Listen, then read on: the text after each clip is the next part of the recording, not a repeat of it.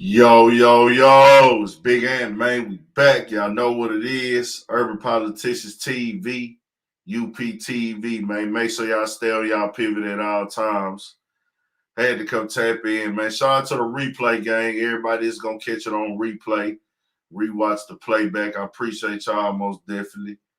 PPG, Political Partner Gang. We here. We going to talk about it, man. We'll go down. It's the weekend, Friday. Might be Saturday in some cities already, but it's Friday night. We here, man. I think the standout of the day, more than likely, shout out to all my political partners in the chat already, man. Early gang. I think the standout topic of the day is gonna be that Kanye West interview. I don't know how many of y'all had a chance to check it out. Very entertaining, you know what I'm saying? The guys are here, Beezy here, Playmaker AC in here. Raw LMC, Ape, right? Courtney Love, Milwaukee, Fresh as Fuck, DJ Marvo, Go Too Hard. What's the deal? What's the deal? It's Saturday in Alabama for shit show. Shout out to all my niggas in Alabama, man. Boy, she got me right. Hell yeah, man. Y'all fuck with 720 Woodworks LLC. 720 Woodworks LLC on Instagram. Get your needs, your woodwork needs. If you in California, most definitely pull up. Really nationwide, but if you in LA and you got any type of woodwork needs for this winter, for next summer, tap in 720 Woodworks LLC. Shout out from Philly. Shout out to Philly, man. Hit a TV 2K. For sure. Appreciate that game. My boy say he fucking with it early. I appreciate all the support. Zay scoring. A nigga told me something today that led me to believe I was in the right direction. I don't know how I was supposed to take that, but I took it as almost like a compliment. Cause he was like, like he was saying, I'm viewing you like you could get there or you in the right path. Dog said, this is a real, he said, I'm fucking with the channel. You a real one. Keep dropping the content. I'm here because I know you eventually, I'm here until you sell out because eventually you will sell out. A nigga told me I was going to sell out, but he was going to be locked in with me until I sell out because everybody always sell out eventually. But he said he rocking with me till I sell out. It was like, damn. For me to sell out, that means that you would think that I have to get off of the bag or be in a place of what you deem as success for me to sell out. So I'm like, shit, it's all good. But Big Ant ain't gonna sell out though. And it depends on what you call selling not. But I'm not selling my soul. Soul not for sale, nigga. We ain't never doing no fuck shit. Damn sure ain't doing no what they call it. We damn sure ain't finna start doing it to no weirdo type shit either. Nah, the nigga was like, he fucking with it. It's all love. So Jay-Z did respond, and I have the audio. I gotta try to find this whole audio. I gotta try to find the whole audio by tomorrow. I don't know exactly what it said. I didn't really Google it, but it was in different places where I don't think this is the clubhouse. This is like that Facebook clubhouse or some shit. But Jay-Z went on there in regards to the interview. You know, Jay-Z created that Instagram. Mike Kick say, put him on. What you mean, bro? He went on the Instagram. He created an Instagram, then deleted it. That's because Jay got this movie going on right now. So he jumped into a live chat room. And this was what was said in there. I'm going to play it real quick. This is Hov talking. Different people in there talking. And this is in response to the Kanye West interview. Bluetooth pairing. Bluetooth connected.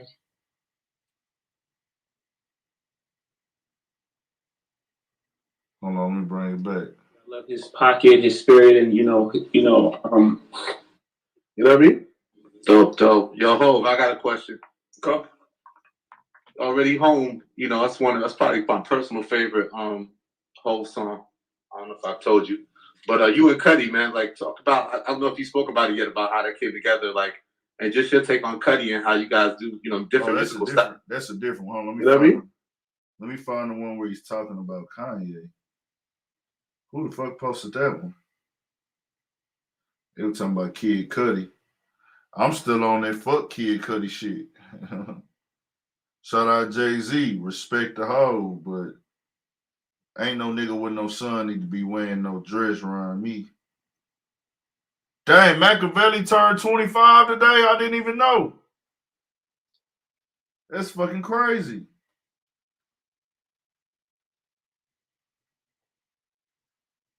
I gotta play that bitch one time. Oh, he was on Twitter Space. Okay. Who we looking for? We looking for bro. I saw that conversation somewhere, and this is the only one I seen that they posted. You know what I mean? Dope, dope. Yo, Hov, I got a question. Go. Already Home, that's probably my personal favorite Hov song. I don't know if I've told you. But you and Cudi, man, like talk about I don't know if you spoke about it yet about how that came together, like and just your take on Cudi and how you guys do, different musical styles, but you guys to be complement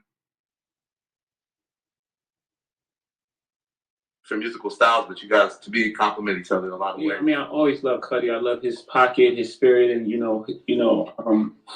the freedom that he has in his voice and the choices that he makes. Yeah, I had that song for a minute. We had it before Cudi was on it. I think, James had went and did the orchestra one day, and he, FaceTimed me from there, and I was like, oh, I know what I'm meant to do. And if you look at the 12 bars, it's 12 bars that the rap is 12 bars. I basically wrapped the whole movie up in those 12 bars. It's just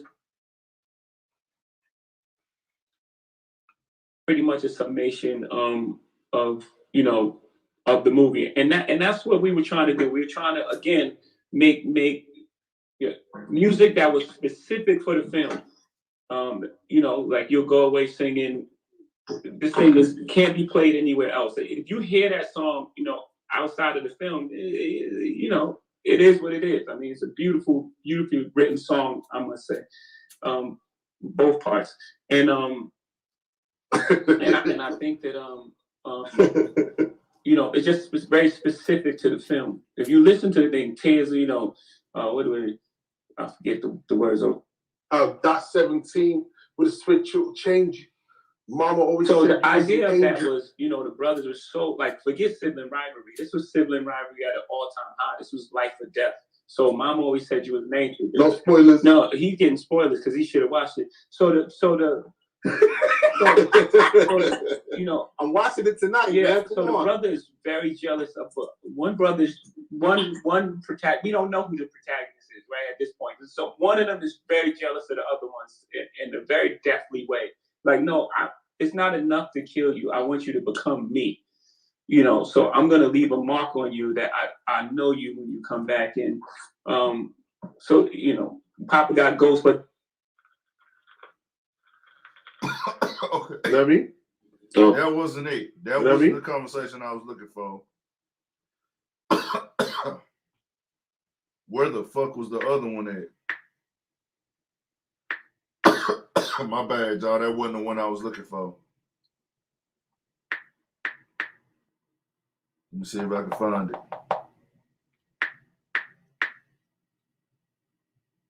Oh.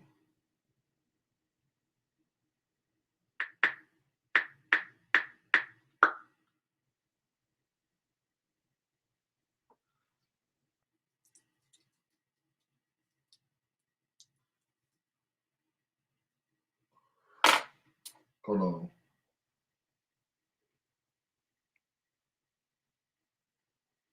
Hold the fuck on. Hold on. My bad, y'all. I'm trying to find this motherfucker.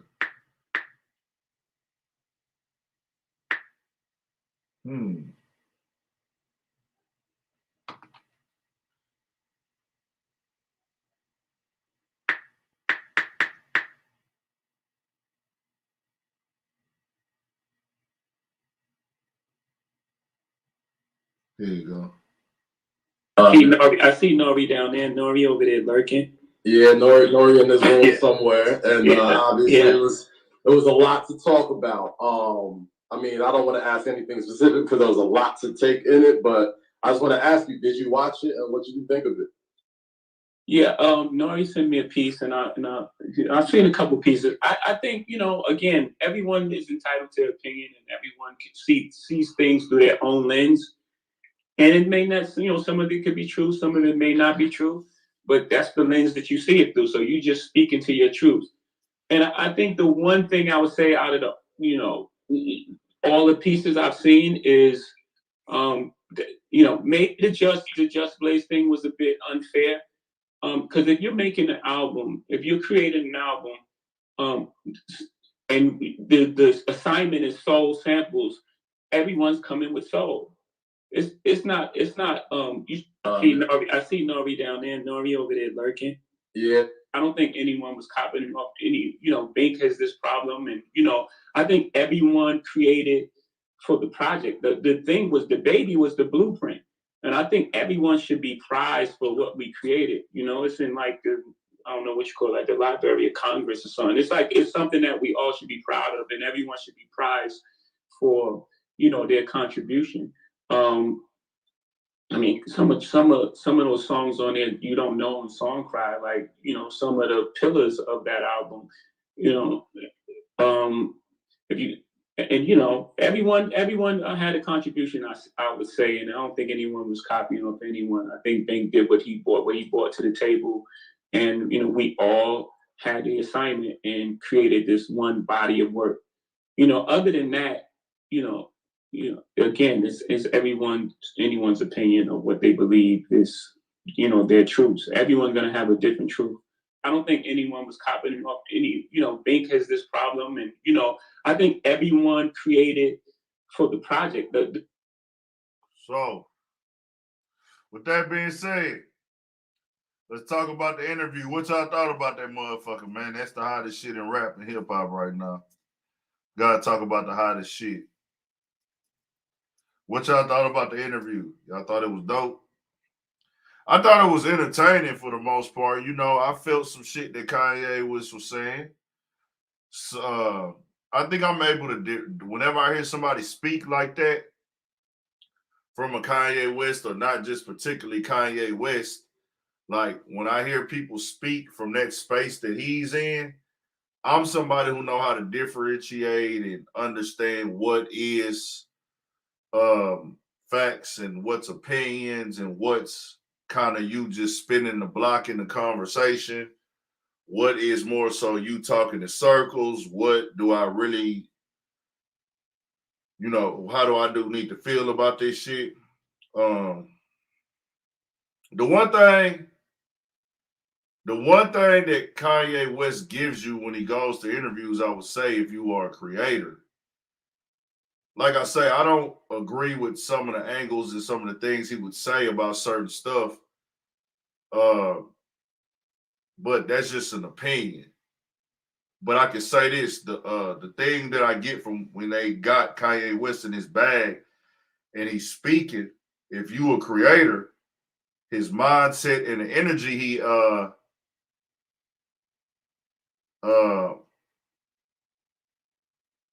he give you the energy of go out here and get it. I'll say that with Kanye. Like, be aggressive in chasing your dream. Be aggressive with your confidence. You know what I'm saying? And being aggressive don't necessarily mean you got to be disrespectful with your confidence, man. Like, you don't have to be disrespectful with your confidence, but you got to be a little bit aggressive about it. So when he speaks about certain things, he's like, hey, man, I get that from him. Like, the vibe he give off is, hey, man, don't try to categorize me. Don't try to limit me. Don't try to make it seem like I'm not this nigga. I'm always ahead of the game. Don't try to think you got me figured out because you don't. It's like I can kind of, somewhat get motivated from that type of conversation. But the things he said about John Legend and Big Sean, that's for however the person is in position and how you want to see. I personally believe, you keep any issues between you and the homies, close. Don't kind of let that shit get unsealed. Because I feel like if you have a problem with your homie or your dog or your brother behind the scenes and you don't put it out there for the world to see, you can always work it out. And it's way easier to work out if it's on that level. When you get everybody involved, especially the world, it kind of puts a different type of strain on the situation. But I will say this right here. I don't remember exactly what Big Sean and John Legend said about Kanye in that instance of him like speaking out against him. But there was a point in time where Kanye was saying some real damaging shit. And see, people like, especially us as black people, bro, we real forgiving to our superstars, to our entertainers, to our heroes. Niggas will forgive they favorite rapper for doing some fucked up shit or saying some fucked up shit 10 times before they forgive they loved one or they close one. So, Billy Wilson, you sound like a fan. Kanye, I never even chose a side, but you so fanned out. You so fanned out, Billy Wilson, and you are a supporter. I haven't chose a side. You said they talked about him first.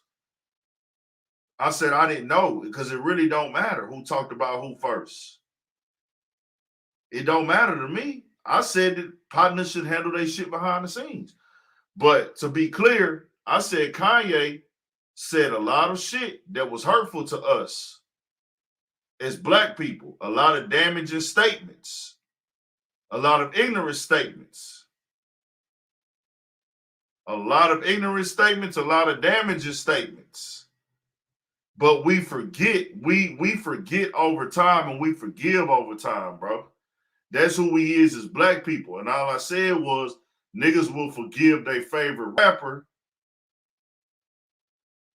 before they forgive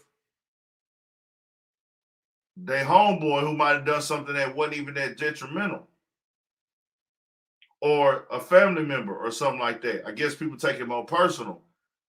But understand Kanye West is a human, bro. This nigga not perfect, just like I'm not perfect. I want to be clear.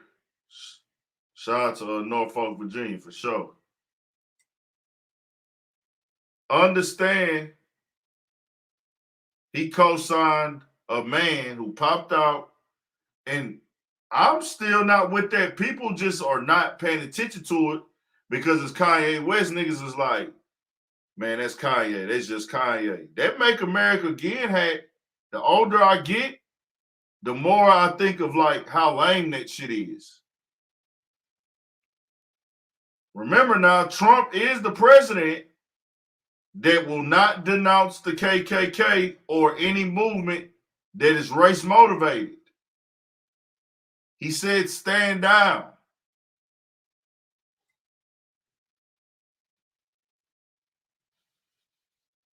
I'm talking to my black people right here.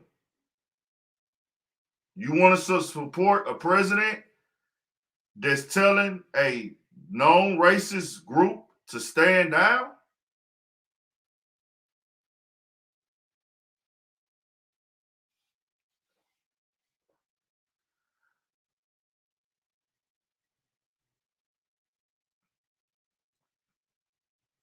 Y'all remember we just seen them people from Haiti at the wall because a natural disaster hit? Trump said, build a wall. Don't let nobody in this motherfucker. We don't offer helping hands here.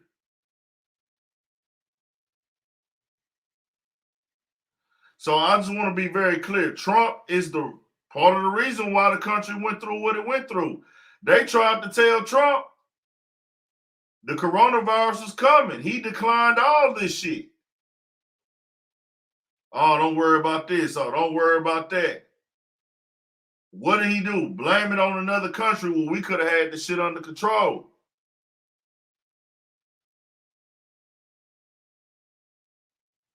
Then he basically pandered to them people to actually invade the White House or whatever that shit they was, where the motherfucking people got killed there behind his dumb ass. Every president released black men from prison, Wireless Star. That ain't nothing new. I'm not impressed, nigga. They shouldn't have been in there anyways.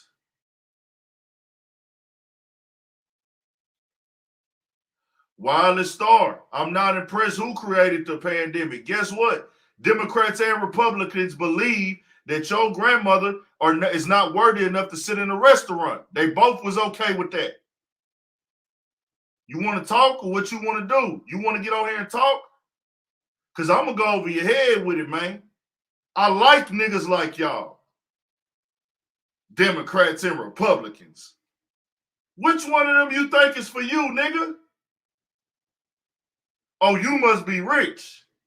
You rich, huh, nigga? So you want to be Republican so they don't charge as much as on taxes. Because that's the only real benefit you're going to get from it is a tax break. So you Republican, my nigga? Come on, you pop on up and tell us. I'll drop a link for you.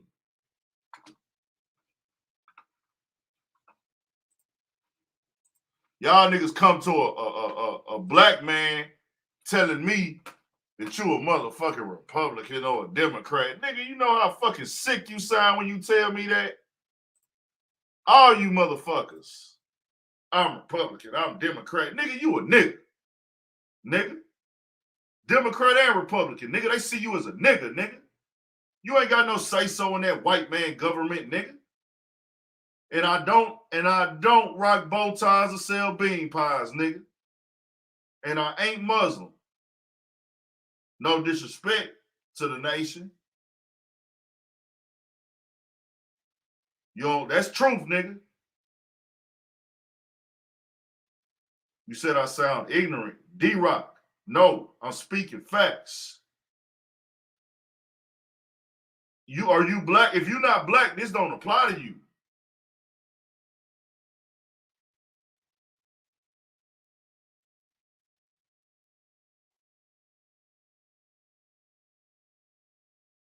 No, I'm not saying y'all motherfucking applauding a fish for swimming. He got HBCU's funding. He did this. That's what the fuck he supposed to do, nigga. Do y'all applaud fish for being able to swim? That ain't something out of the ordinary. What the fuck is wrong with niggas? Oh, he got HBCU's funding. Oh, the economy got better. Oh, this and this and that. That's what he supposed to do. It's not affecting his pockets. It don't hurt him.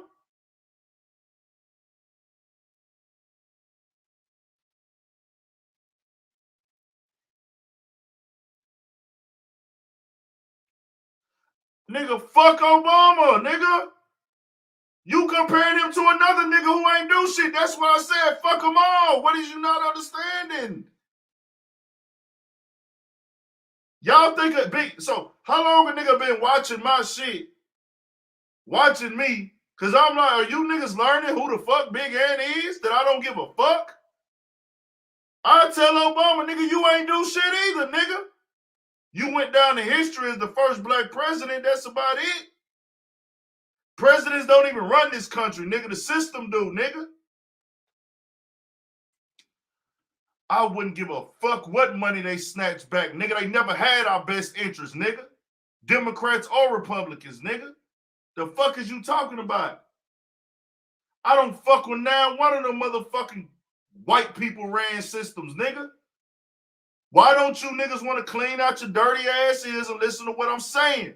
57 years ago, The motherfucking system y'all voting for told you niggas, go outside. You can't drink water with us, nigga. And you can't sit down with us. That government y'all voting for, that's what they believed in.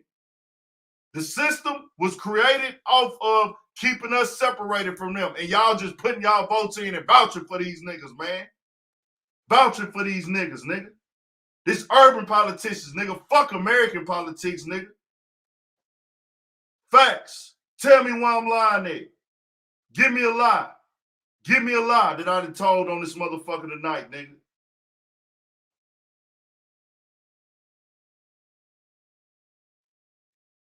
Now these motherfuckers forcing niggas to take COVID vaccines in order to feed their family?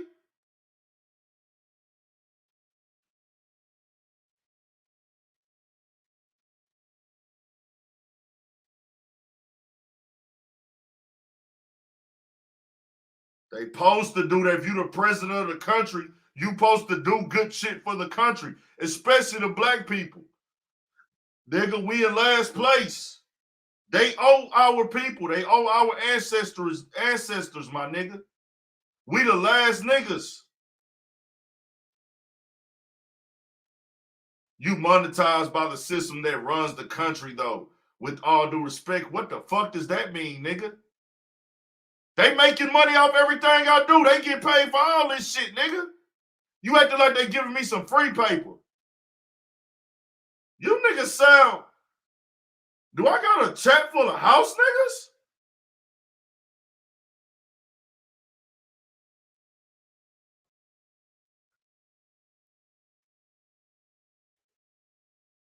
We got a chat full of house niggas tonight? You monetized by the system, though, with all due respect?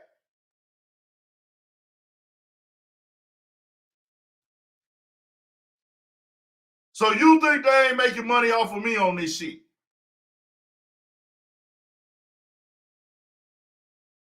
That's what you telling me? That they like, we want you to shine, we want you to be successful, is the reason why we allow you to do this, or are they getting money off of it? Come on now. Come on now. I'm going to drop the link in a little bit. Hold on. We are monetized. We are. Thank you. Talking about it, I'm monetized. They allow me to monetize. Nigga, they get money off this shit, nigga. And nigga, ain't nothing in this world free. Nigga, I said fuck the system, period, nigga. Controverse Media. Do you know me, nigga?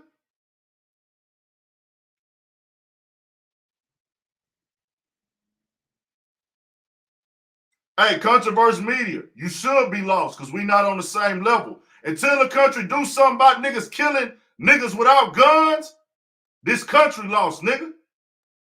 The nigga shot and killed a teenager, nigga, and then put the gun up on eBay and was laughing about it, nigga.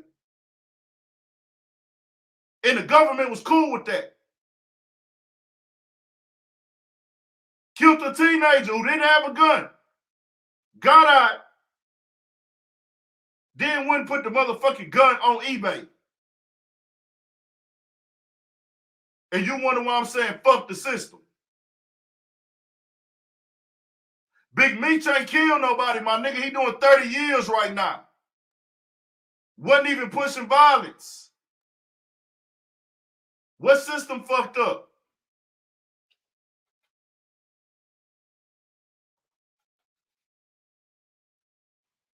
Talking about what I'm benefiting from, nigga. Nigga, I'm in here hustling. Nigga, I'm trying to make a better way. I don't give a fuck what he was pushing, my nigga. He didn't go up to somebody and kill them directly. He ain't forced nobody to take drugs, nigga. I'm not saying selling cocaine and crack or anything is right, but that's the choice they made. That nigga George Zimmerman made the choice to kill that young nigga, bro. A teenager. Ain't nobody forced nobody to take no drugs, nigga. You sound like one of them. But I like niggas like you because we can teach some niggas some shit. We can teach you niggas some shit. Nigga.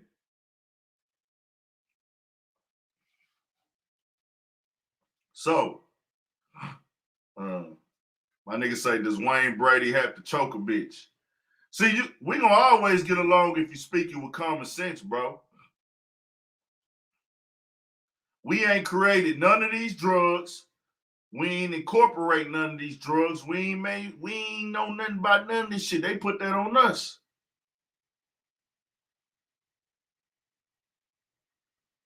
Bro, it wasn't stop trying to see controversial media. Just accept that you is wrong. I'm not pushing no double standard, nigga. I'm saying the country you live in is not set up for you to win. They don't want you to win. They built this shit for hundreds and hundreds of years, 500 years of us being less than them.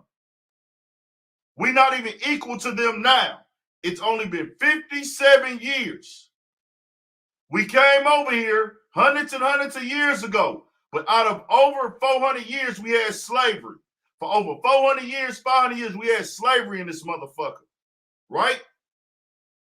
57 years ago, they stopped segregation. So, nigga, this is a fact. That's the government that ran this shit. Democrats and Republicans. For hundreds of years, they felt like y'all niggas are beneath us. Matter of fact, nigga, you are less than a human. That's what the ER on the mean at the end of the nigga means, bro. When they put ER at the end, that means you less of a human. We treat our dogs on the porch better than you niggas. We treat the dogs on the porch better than you niggas. They want us to forget. They want niggas like you to be the spokesperson for this shit, nigga. That's what they want.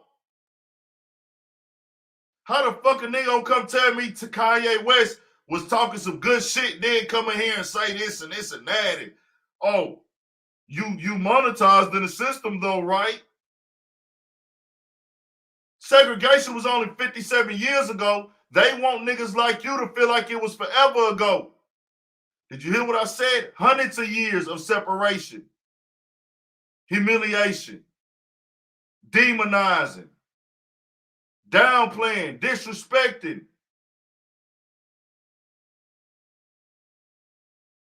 This the real, nigga. You want that other shit? Because a lot of platforms ain't gonna give you this type of shit, my nigga. They not. They can't talk like this. They don't know about this, or they don't care about this. And I'm not trying to be no motherfucking peace treaty, righteous, da-da-da. Nigga, I'm drinking, I'm smoking, and I'm fucking hoes, nigga. All that. But I ain't gonna deny the real, and I wear my truth, nigga. I'm fucking hoes, I'm drinking, I'm smoking. Ain't no righteous, Mr. Pastor, Big Ant, none of that. Ain't none of that going on with me. I'm listening to trap music, I'm listening to drill music. I'm hanging in the hood with my niggas. We getting high. Nigga, I'm going to the strip club. I might motherfucking fuck a bitch out the strip club, nigga. But I know how to speak the motherfucking truth. Nigga, they trying to take slavery out the motherfucking school books right now.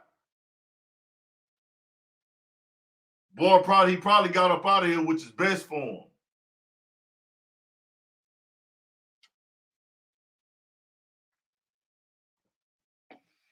I ain't never coming off as no righteous nigga. None of that shit.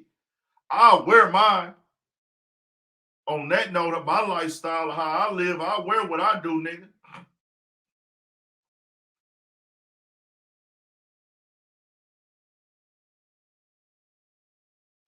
I didn't say we, I said me. What's the solution? You asking a nigga what's the solution with no power. We just debating on the topic, really.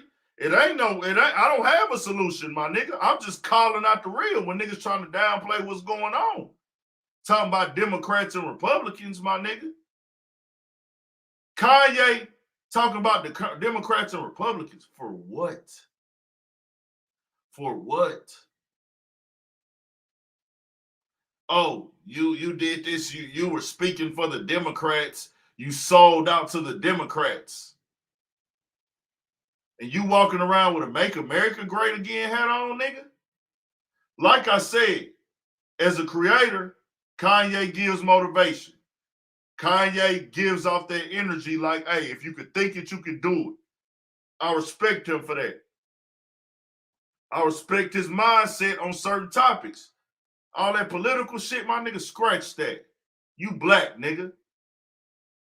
Ain't no place for you in politics, nigga. And I tell Kanye that to his face.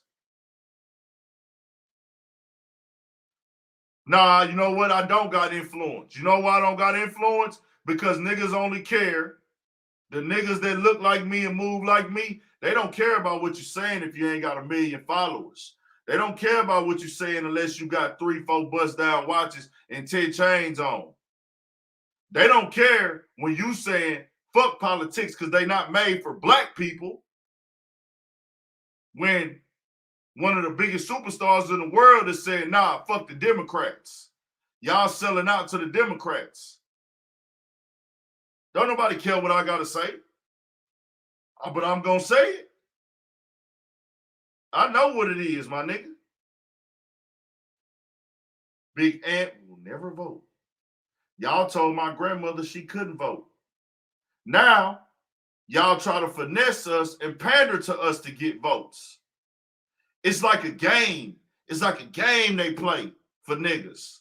It's a game they play for niggas. Let's see who can get the most black votes. Y'all ever heard that? Oh, they got the black vote. They got the black vote. Oh, who the black community voting for? It's like a pandering to us. Let's do what we got to do to win over the black vote. Black vote. What that bitch Kamala Harris was saying? Talking about she was listening to Tupac. Couldn't name a fucking song. Like my niggas say, man, that bitch, you riding bitch. You riding bitch. If you ain't black, if you don't vote for me, you ain't black. If you don't vote for me, you ain't black. You a bitch for that, Kamala Harris. You a bitch for that. I don't give a damn. I'll be honest with you, I don't know who the fuck she done slept with or none of that type of shit. That is none of my business. She got a right to do what she want to do in her sex life. I ain't judging her on that. I'm talking about the goddamn pandering. Then, so crazy, bitch go on sneaker watch. She went on sneaker watch, my nigga. Or not sneaker watch, complex kicks to go shopping for kicks.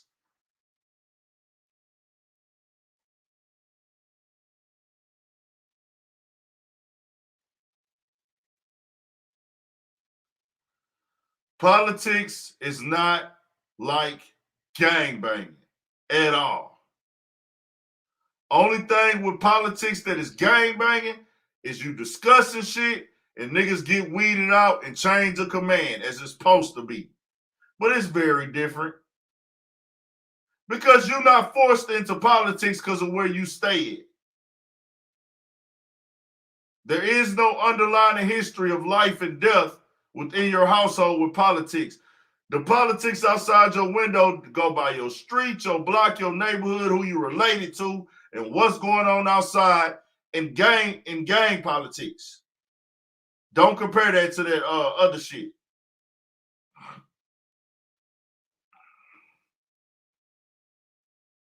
That's different. Life or death situation. Yep. Like I said, we're going to speak the real. But overall, the Kanye West interview was entertaining, if you were there to be entertaining. I wouldn't give a fuck where you live at, nigga. I'm not going to vote. I don't care. It's a choice you make if you want to do that. Just because you vote, and that's crazy. All you got to do to be a... Listen to how this sounds. I'm a Democrat or I'm a Republican. No background check. The only thing that you have to be able to vote is no felon. No, you can't be a convicted felon.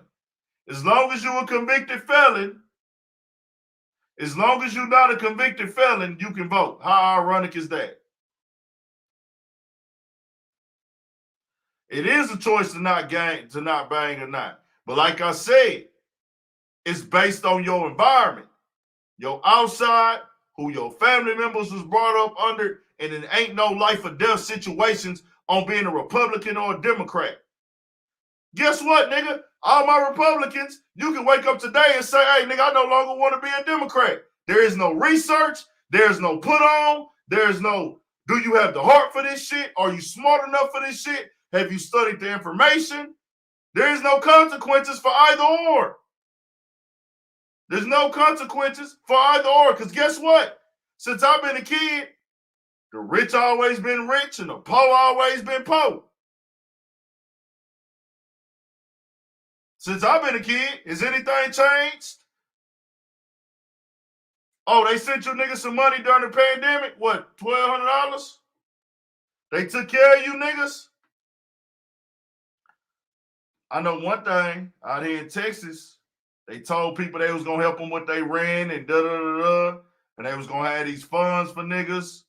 They was going to have this shit where people could pay their bills and their rent. They was going to reimburse niggas. Everybody I know did not get reimbursed, my nigga.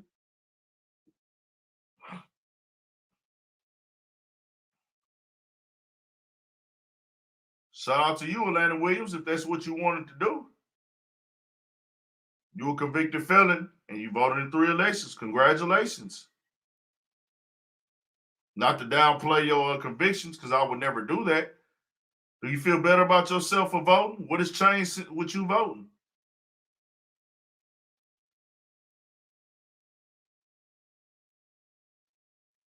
Well, I don't give a fuck what an ideology is. So y'all base it how y'all feel and what y'all think about somebody over an ideology of what they telling y'all when they all fucking lie to y'all. So let me get this straight. You niggas talking about being a Democrat and a Republican is based off ideology, right? So y'all gonna fuck with a campaign who ideology believed that your grandmother and your grandfather did not deserve to drink from the same water fountain. Your grandmother and your grandfather was less of human because their skin was black. Some ideology.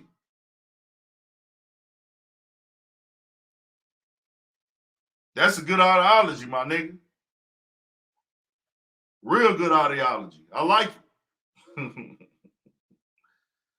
Oh, shit, man. We go back and forth about this shit all day, man, but I don't really give a fuck, to be honest with you. Just want to let y'all know what my mind is. It is what it is. There is no disconnect, D-Rock.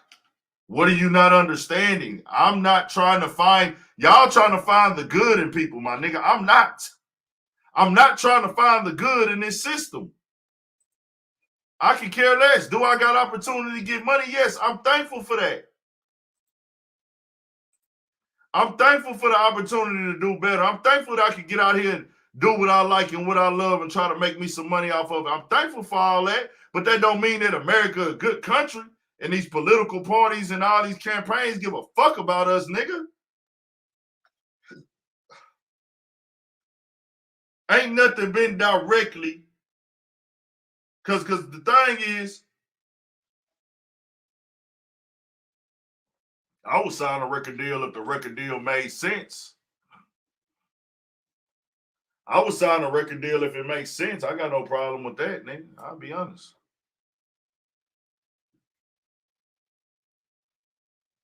The link is there.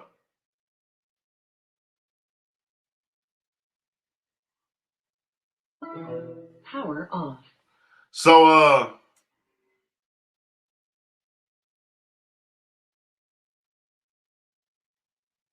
what else y'all thought about the interview?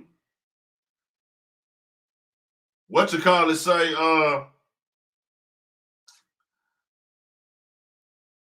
don't ever compare Talib Kweli the comment. He's like, I really never liked the way he rapped. So that shit he said about Big Sean, can you come back from that, bro? Like, is that something you can come back from?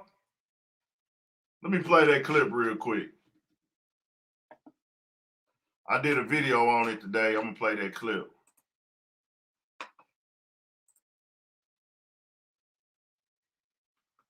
I probably ain't going to stream tomorrow night, man.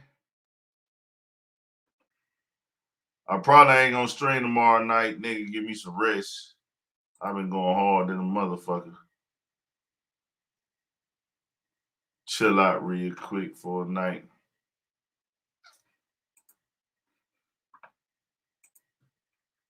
Hold on just a second. I'm going to bring up this video I did today.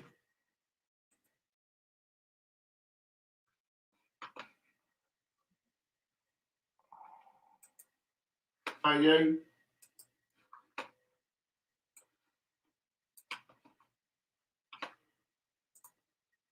On the boy. Hold on. All right, let me do a shot. This how the game go. The deal, man. Yo, what's the deal? What's going on, Big Ant? Shit on what's going down, man. Shit. I was feeling you what you were saying about things the president's supposed to do. The only thing Trump did is make it a big deal that he did it, like he did something special. He didn't do nothing special. Like you said, every president does it. Because you didn't cut the funds this year. Yeah. Okay. You gonna cut them next year in another way and not mention it. Exactly. That's all I be playing. Like niggas be thinking like these people doing y'all favors, bro. Ain't nobody doing. I'm in Mississippi. When I talk to a older white person that's 65, I look at 65 years ago. If they didn't like how I looked at them, I'm tied up to a tree, probably put my dick cut off in my mouth over. They just don't like me. So when they tell me, back then, I feel real sorry. No, you didn't. You didn't risk being called a nigger lover and having your shit burnt down because you felt sympathy. Don't tell me that you feel sympathy in 2021 when you didn't feel it in 1960 or 1959. In the county I live in, there's four recorded lynchings. Damn. Everything here is black and white. Facts. Where you work, who you work for, getting a promotion, everything is boiled down to black and white. Thanks. Hey, y'all tap into TPTV2 Live, man. TPTV, man, I want you to join in, bro, if you're free. There is an agenda. They will put a lot of shit to distract us. That's why we got all this shit right now. Distractions. Make a little noise. We gonna do this. I ain't seen no police reform. All right. None since George Floyd. They talk that shit. Who's seen changes in their city or state? All they did was put a Band-Aid on that shit. Like they did the last time. It's just like that white girl Rachel Nichols said that was on ESPN. Oh, y'all doing all this shit just to basically pander to black people because of the Black Lives Matter and all that right now.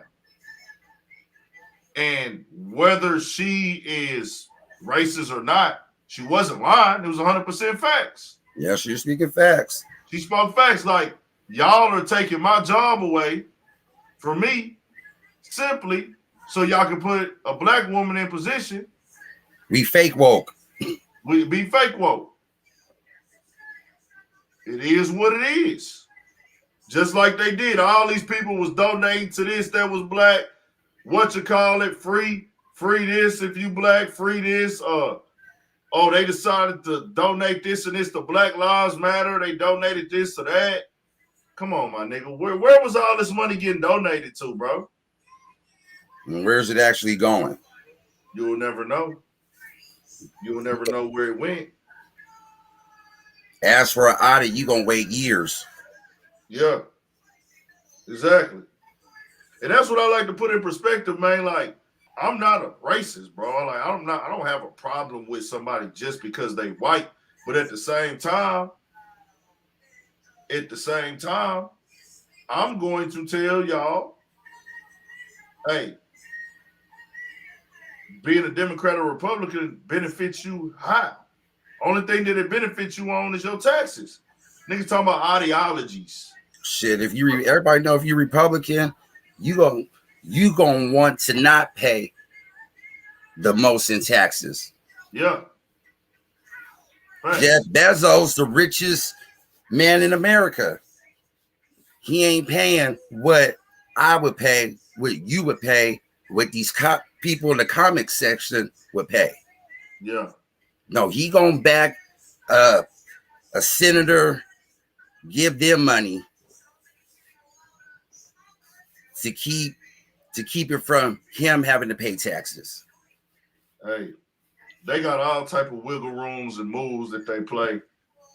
Nigga know the game. Do y'all thing. It is what it is, but you can't tell me that I'm gonna be a Democratic or Republican. I'm just against that, bro. Like, I'm against that. I refuse to put my name on some campaign of ideology when I know that the ideology of these campaigns and the people that are running these campaigns are 80 years old, 75 years old. These people are 75 and some of them 65, 80 years old. And the way that they ran the country at that time with that ideology was black supremacy. Our best interest wasn't in mind at all. Still ain't in mind. But they got documents that the government released where if we did an uprising or something went down, how they would get our so-called black leaders to get us to get in line. And if that didn't work, then we gonna have to go this route. Mm-hmm. Literally by the government. If we get to uprising, that's how scared they were of us just to ask for equal rights. Mm-hmm. I'm a man like you a man, but you don't see me as a man. Thanks. I bump into a white woman, I'm getting killed. For real. I want to raise, I want equal pay, my house getting burned down. Yep. They got old news clippings where everything good here. Niggas know they place. I'm actually looking at live news clippings from 1964. I lived in Philadelphia where Mississippi burning is. That shit gives you a very different perspective when you looking at these areas in the flesh. Like, damn, this is where this shit happened. Yep. Yep. It gives you a different outlook. Just because Lincoln freed the slaves, he really didn't want to free the slaves, but he knew as a country, shit was going to have to probably progress. Exactly. Mississippi, the reason why the Civil War happened. Jefferson Davis talked all that rah-rah, but ran like a bitch at the end. Yeah. People don't even know that. Yeah. People got to understand, bro, this shit deeper than rap. These campaigns y'all voting for. That's what I say, like, y'all coming and trying to press the line and press that line of Democrats and Republicans in America and shit, bro, and that's just not the case, bro. Like, I don't know why y'all think that it's designed. Why is it that they, like, want you to win or they care about your best interests or a nigga paid for HBCU or they cut our tech, bro? That shit was, trust me, if they did anything for you, they got something off of it out the back end, bro. It ain't never just off a good deed. Like, we feel like this is a right thing to do. Just like right now, when they take people down for saying certain shit or saying racist words, they're not removing you because they care what you said. They removing you from the bad press, and they don't want to associate their name with somebody who's a racist. Yeah, sit your ass down for a little bit. Understand that. Same thing with the LGBT stuff. They might not even feel the same way that the LGBTQ feel about what the baby said or what somebody else said, but they looking at it like, hey, we gonna fuck up the money. We don't want the bad press. Which brings me to my next point with Joe Budden. We saw that man talk for 10 plus minutes about a topic. Somehow, Trump pardoned Wayne and Kodak so he could vouch for them because he wanted to pander to the black community. But I will be all the way honest. Actually, Trump pardoned Wayne. He granted Kodak clemency. Two different things. Yeah. If I'm not mistaken. Right? Yeah, it's two different things. Because pardon, Kodak wouldn't be on probation right now. The clemency just got him out. But you know and what? Kodak could tell you he didn't even think the shit was gonna happen. Yeah. He thinking on some real nigga shit. Yeah, Trump ain't gonna give me no pardon, no clemency. Yeah. He got the hat, never put it on, I don't think. Yeah, he gave me one of them hats, showed it in the interview, threw the motherfucker back on the couch. He was tweeting and shit. Like, he was tweeting for him. Kodak was tweeting and IGing for Trump.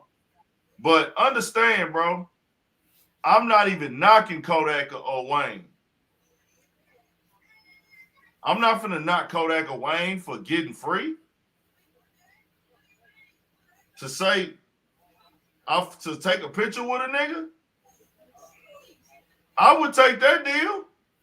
Yeah, I would too. Thank you. Like I said, Republicans or Democrats don't give a fuck about us. But you want me, all right, take a picture with you, nigga? Let's do it, nigga. Why not? Yeah. Nah, they did it. Whatever they got paid or whatever, the main point for Trump and them was, we want you to co-sign and vouch for us to your people. Just like I said, they discussed the black vote on TV. They talk about the black vote. Oh, da-da-da is doing good with the black vote or the female vote. They break it down in categories, and the main two categories that they always are look at as deciding factors are the black vote and the female vote. True. That's what they be attacking. Who the women are voting for. Who you women is voting for and who you niggas overall are voting for. And basically, it's vote for me. I'll make your shit better. Like Pippin and Hoeing. I say every 4 years, 2 pimps is going to ask us to choose them. And basically, that's what it is. Choose me. What changes, though? What changes? Not a damn thing. What changes drastically? I always hear people, at least you guys had Obama. What the fuck did he do? If you want to be real, Obama being in office helped the LGBTQ community more than he helped the black community. That's just facts. Facts. That's facts, Bob. That's facts. In them 8 years, that's who it helped. It didn't help us one bit. Yeah. You're right. Who got mad at the baby? The LGBTQ community. But even in that community, it's broken down to black and white. So it's the white execs of these Fortune 500 companies that are within that community are close allies, might have a close family member, a part of that community. We gonna cancel him. You pissed off at Dave Chappelle off of a few seconds of a clip. That's why Dave Chappelle said, I'll sit down and talk with you, but you got to fully watch my special first. He meant that shit in them listed demands. Now, that last one is up for debate about Homegirl not being funny. But if he was going to talk to anybody from that community, watch that special from start to finish. And I feel him. I ain't gonna debate you over what you seen 20 seconds of. How you have the whole context of what I'm talking about from 20 or 30 seconds. Nah, facts. Facts. And he made himself very clear off this shit. So the message has been getting put out now that they have forgiven the baby and they signed off on the baby being okay now, but they still have issues with Dave Chappelle. And Dave Chappelle will tell you he don't give a fuck. Everywhere he performed since that happened, am I canceled? The crowd tells him. And the crowd is black and white. Sometimes it's majority white. He ain't canceled. The problem, what they don't realize about Dave Chappelle, for one, he don't give a fuck. That's first and foremost. He don't give a fuck. Number two, he already got his money. And three, what they don't realize is his fan base is so solid and so much of fans of him, they not just black. They not just white. This nigga got a universal fan base. He was on TV. He is locked in. He's like that nigga's like the fucking Prince and Michael Jackson of comedy. Like, whether you like his content or not, he's the Michael Jackson and Prince of comedy where, hey, man, these motherfuckers gonna love me no matter what I do or what I say. As long as I don't go on here and say no derogatory term, I'm good. Yeah. And he tell you comedy is an art form. Comedy supposed to be the shit. Comedy is shit that you normally wouldn't laugh at. They gonna put a comedic spin to some real shit. And that's all he did.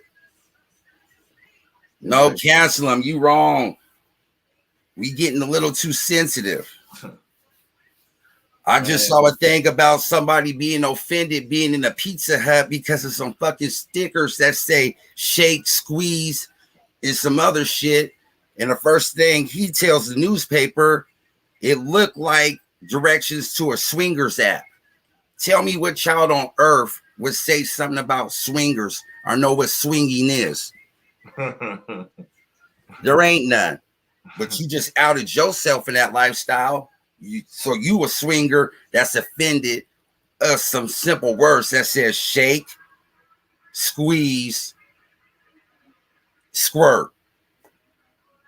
When you see them words, that ain't nothing racist. It ain't homophobic, transphobic, none of the phobias. But you think first thing that come to your mind that you tell a newspaper, it looks like directions to a swingers app. That's some crazy shit. See, man, when you start giving everybody a voice, and social media did that, you give everybody a voice, this is when a lot of damage comes into play. Everybody got a voice, anybody that gets offended. So people now are being raised up to the point that if I don't like something, I can complain and possibly get it removed or get it taken down or get them canceled or anything. Yeah, you got people purging they Twitters from years old shit so people can't go back and dig up some shit like they did Kevin Hart. Yeah. I didn't blame him. I apologized 3 times. I ain't apologizing no more. And I ain't gonna apologize how you want me to do it. They want you on your knees. They want you doing what the baby did. He done linked up and met up with all these people, all these different campaigns, and went down and got information from them. Had to lose a bunch of money first. Probably got like 15 shows canceled. So he probably lost a couple M's. Yeah. He had to get some shows canceled. He had to be ridiculed, drugged down through the media, taking all off this shit. And taking then I off still some had to collaborations. And then I gotta let y'all put it out like y'all certifying me that I'm good now. Now, like Joe Budden did say, this could have possibly been something that his team came up with so they could just get it over with. You see what I'm saying? Like, will bend to their every need. But it's kind of like, bro, that should never be an option here. But him being the star, he signed off on it. Okay, let's do it. Well, he gonna do it because it's like you got to think with the baby, right? This the problem with the baby. He's contractually obligated to meet money demands, right? True. With the label in itself. But then you also have to think about, I done lost 15 shows this month. How many people, baby's a superstar, how many people directly eat off of the baby working? I know the baby, the rapper, the baby, right now, because people don't think that deep. 15 people have jobs because of the baby. His main engineer, his manager, his tour manager, his security, his publicist, his A&R. You know what I'm saying? And his multiple. Yeah, those are jobs. His videographer, his main videographer, the person who takes his pictures every day for him. You know what I'm saying? These are jobs that the baby, and he probably got some of these jobs is more than one on the team. You know what I'm saying? True. So if I'm not working, I'm not doing shows, my business is going down and I have to not be able to pay the people that work for me. And then when you in this type of business where it's hands-on, you become closer to these people. So you know about their kids. You know about their son. You know about their daughter. You know about their sick mama. So you in your head is like, man, it's really bigger than me. I want to stand on this shit. I want to stand on this shit and be that nigga. But at the same time, it ain't just me. I got a lot of people I got to take care of. Not to mention, how many family members does the baby take care of? A lot. So it's kind of like, well, damn, bro, they didn't hit me where it hurt. People don't understand when a person say, a lot of people depending on me right now. They really mean that. A lot of motherfuckers be dependent. So a lot of niggas' lifestyle depends on me. And it matters what I say and how I move. So I got to move in a way that we going to win. And it's fucked up because that win mean I got to fold to what they doing because like Joe Budden and them saying, like I've been saying since day one, fam, we make music about robbing niggas, killing niggas, shooting niggas, womanizing, sipping, drink, smoking weed, popping pills, all type of crazy shit in our culture.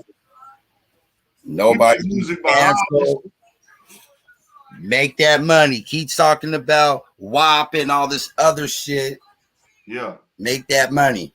But you better not talk about these people right here. For real.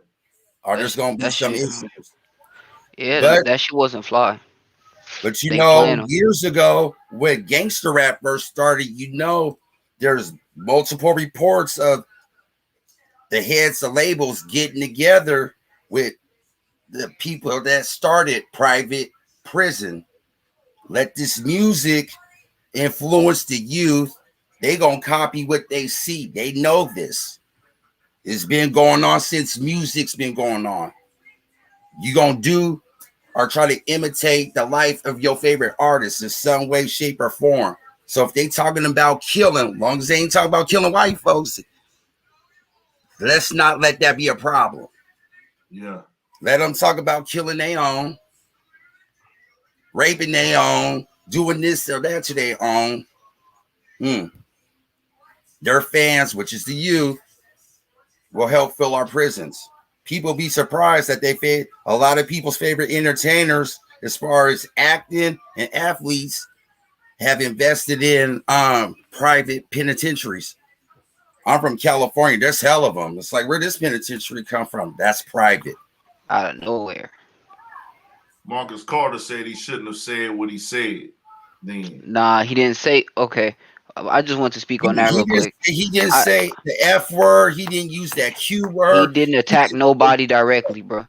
That was them feeling how they want to feel about what he said. And that's the problem. Nowadays, like you said, OG, everybody get to just feel how they want to feel, have an opinion on something. And so them taking what they heard and feeling away on it, they just pushed that on that nigga, and that wasn't cool because he didn't attack nobody. He just spoke about people that do a general action and behavior, and that's just what that is. Them niggas taking that and feeling like he attacked them, that's your personal feeling, and no one can affect that. But you shouldn't to make another man stop what he do with his livelihood and his lifestyle based on what you feel, especially when you a CEO of a company that ain't even a company. It's a group of people. Like, how did that even all that shit weird to me? And it got to be some shit going on behind the scenes for that to have even came to anything. It's just fucked up how they put it out there. Okay, the baby, you good to go, but Chappelle, we gonna get in your ass real quick. We ain't done with you yet. Like, come on now, these are grown ass men for one. They couldn't They stop really Chappelle. don't care. They really don't give a fuck. The baby just ain't that big yet. He don't got the Chappelle money, like Joe said. He got enough of the fame shit, but he don't got the revenue yet to even be able to push them back like he want to. Chappelle got enough revenue to move around them niggas. Like, y'all can't stop me from moving because I got enough to make it happen. You realize Dave Chappelle got more money when he came back from Africa than what he walked away with? I didn't know. I thought he didn't even believe go it. to Africa. I thought he was. He was in Africa. He walked away from that 50 million because it was getting to him mentally. He didn't expect the show to blow like it did. And when it blow, people around you change. He said motherfuckers who he was close to started changing. He needed a break. He was mentally exhausted. And he go to Africa and he like people that he cool with, like vouching rumors. Maybe he is on crack. Nigga, I'm in Africa. They don't even know who the fuck I am.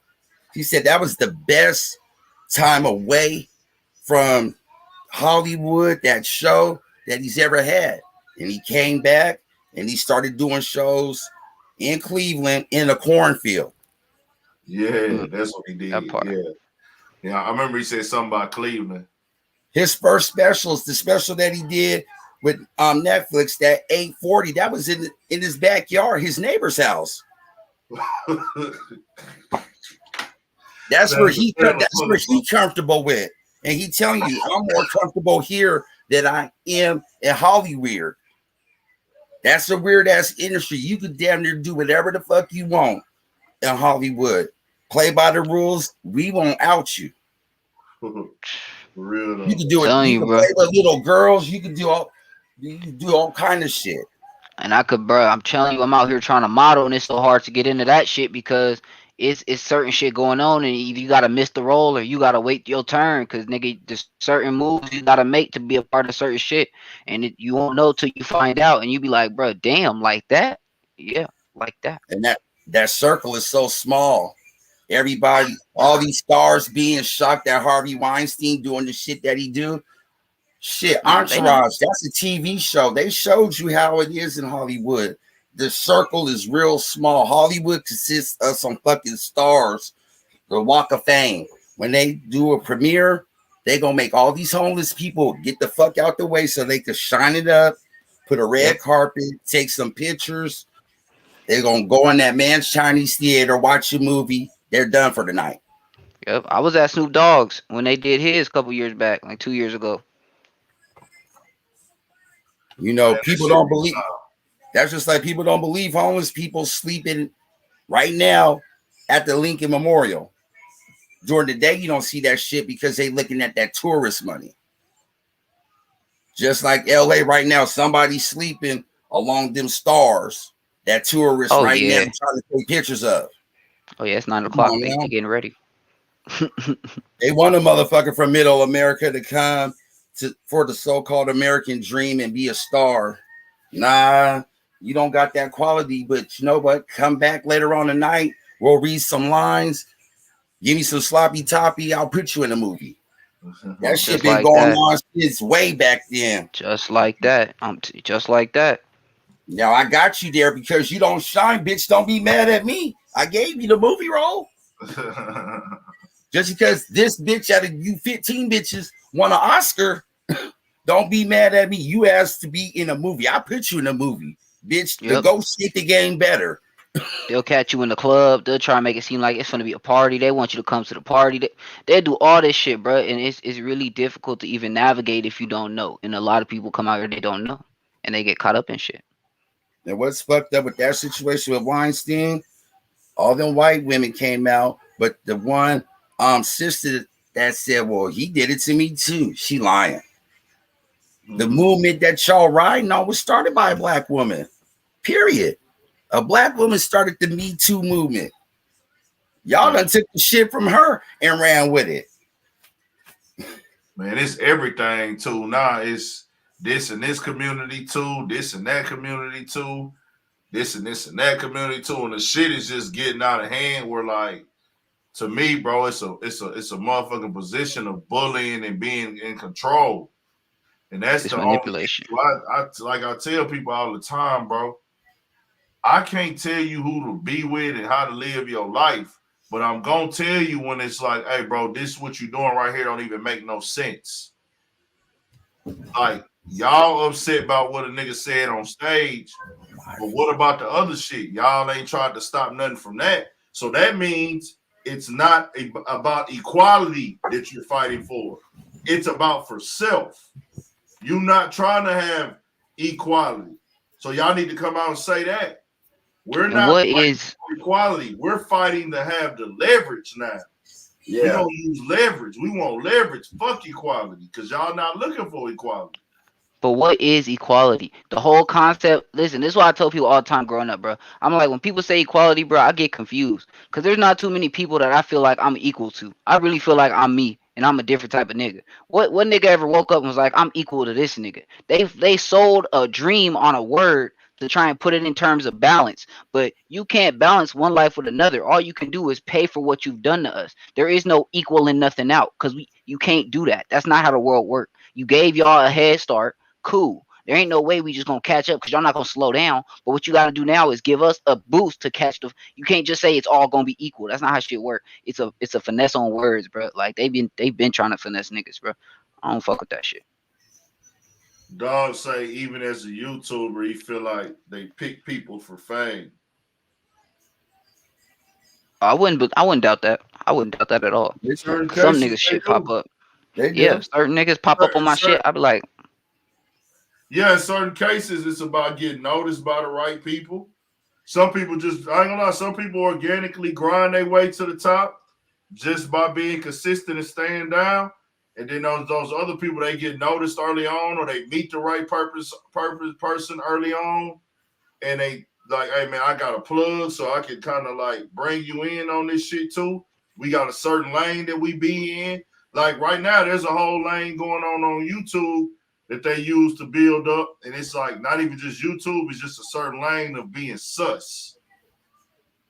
The sus behavior lane, you know what I'm talking about? Yeah. Yeah, they do that now. That Aiden Ross bullshit. Yeah, Aiden Ross type shit. Like that's a whole real thing that people tune into.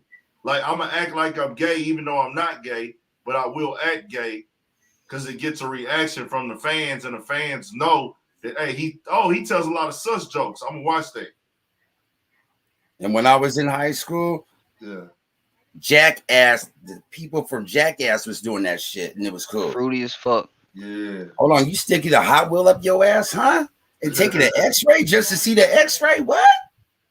Nah. No bullshit, huh?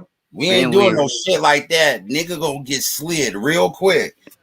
All right, niggas know. That's what I'm saying. Like, exactly. Cause I hear what you saying about that whole they trying to push shit on YouTube. Cause I be having to like they'll bring up niggas that I ain't never watched, and I'm like, why are you trying to show me this nigga? He ain't got nothing to do with anything I ever watched, bro. I be always clicking them little 3 dots, like, don't show me this, don't bring this shit up, cause they always do it, bro. Them random white YouTubers. You know the thing with this YouTube algorithm and shit and analytics, it's about the ads, the advertising. So if a company tells YouTube, I don't want my ads associated with anybody who says this or they about or this is what they're about.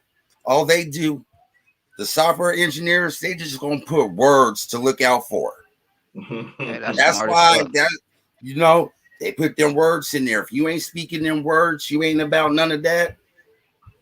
You going up. But if you talking some shit that makes some sense, you making shit make sense, they ain't gonna pay you no attention. Yeah. Who listens, like Charlamagne the God says, who listens to the truth when the lies and the bullshit is more entertaining? It's a The fact. same people that spread that shit. You feel me? And he wanted to like, who would spread some shit like that? Wow, who gonna listen to the truth? The lie more entertaining. That's a fact, but that don't mean start telling lies. You just a part of the problem then. Like You that. know That's where what's it get fucked crazy? up. Charlemagne did speak up on Joe Budden's behalf today, and I won't call it Joe Budden's behalf. He just said the real shit. Like Charlemagne was like, "We gotta." He said, "This is taken way out of context, and they presented this without the context." And he said, "This is ridiculous. We need to stop this. Like, what is this?" And he didn't really go in like he didn't say anything about Joe Budden personally or nothing. He just said this shit is pretty much unacceptable. Like, why are y'all doing this? Like, this shit needs to stop. And he was like, y'all can sit around here every day and look through everything that I say or do, or anybody, and make a 26-second clip and make a fucking headline out of it. And he was like, that shit need to stop. Angela Yee had no words because after they played that context, it went into the conversation of what Joe was saying. Why do they have so much leverage? Angela Yee had no feedback on the topic. That's because she didn't care. When it's time to stick up for gays, Angela Yee gives feedback on those topics. Oh yeah, she gonna get more Why didn't feedback you than give anybody in the feedback? room. Why She a didn't part of that you little give group. feedback on a man being called bisexual who is not bisexual when you read in the rumor report and you know that they clipped 20 seconds of that man audio? Yeah. Why you couldn't say that shit needs to stop? That's because you don't care, because it doesn't personally make you feel away. And that's the Nah, it's problem. because she paid not to. They wrong what they did to Joe, just like they wrong how they did it to Pooh Shiesty. Yeah, Yep. facts. I remember they did know. that shit to Pooh Shiesty. Yeah, they know what they doing and who they paid to do it to. That's Shit, the they fucked up ended part about it. They ended damn Chingy career with that shit. Hella fast. Ended that Chingy nigga was that shit, nigga. man. Then she done came back years later, fucking with Eddie Winslow. She was Come just on Nick Eddie. Cannon little show. You know who the girl is. You know who they are. You know this person got a history of fucking off careers. Chingy ain't been able to bounce back since. Hell nah. That nigga can have the hottest rapper on the track with two of the hottest producers, and motherfuckers will not pay that no mind. Nah, you're not even gonna hear it. It's not gonna go nowhere. They're gonna act like it never came out. It's not gonna be able to get shown on nothing. That shit gonna be ghosted. They're gonna be like, bro, we didn't even know this came out 3 years ago. They didn't want you to know. Hell nah. It's like that, bro. And that's what's fucked up. Cause I swear to God, this is how it goes, bro. DJ Academics did an interview with somebody, bro. I don't even remember who. I think it was that nigga Vlad. I don't remember, but they just did some shit a week ago or something. I watched a couple minutes of that shit and it turned out because I'm like, bro, I don't got time to deal with this. It's too much weird shit. So I left. I had something to do. So I come back, you feel me? And that's why we saying YouTube pop shit up, bro. Last night I'm chilling, bro. I'm like, let me find something to put on just to have playing while I go to sleep. Cause nigga, I like listening to some game or something while I go to sleep. Just some cool shit. Why the fuck on my feed pop up Angela Yee in an interview with Nick Cannon? I said, nah, ain't no motherfucking way. YouTube think I'm gonna listen to this nigga and her. Who was it on Nick Cannon? Angela Yee on Nick Cannon show. Oh no shit. I didn't even know that shit. Bro, that's what I'm saying. I didn't know they do nothing together. I wouldn't even expect them to. I didn't know Nick Cannon had a podcast. I don't know none of this shit till it popped up. I knew he had a podcast, but that's what got him in trouble. Oh. He got in trouble on his podcast. Well, I wouldn't even call it trouble. They just got his ass up out of here off of that podcast. Took his show. Yeah. Then gave it back. And do niggas even be watching Wild 'N Out still, or did that shit fuck up the whole taste of Wild 'N Out? White people watching that shit. Then VH1 gonna do the backdoor move and ask Chico to be the host. Then DC. Then Carlos. Yeah. Come on now. They all said, fuck y'all. We ain't doing it without Nick. That's that's something we gotta celebrate, and I've posted it before because man, that's loyalty. That divide and conquer shit didn't work with them. That's loyalty, bro, because a lot of people would have took that shit, bro. Facts. Real fast. But they did that out of this fact that, hey man, this man gave me an opportunity to change my life, and y'all telling me to take his motherfucking job.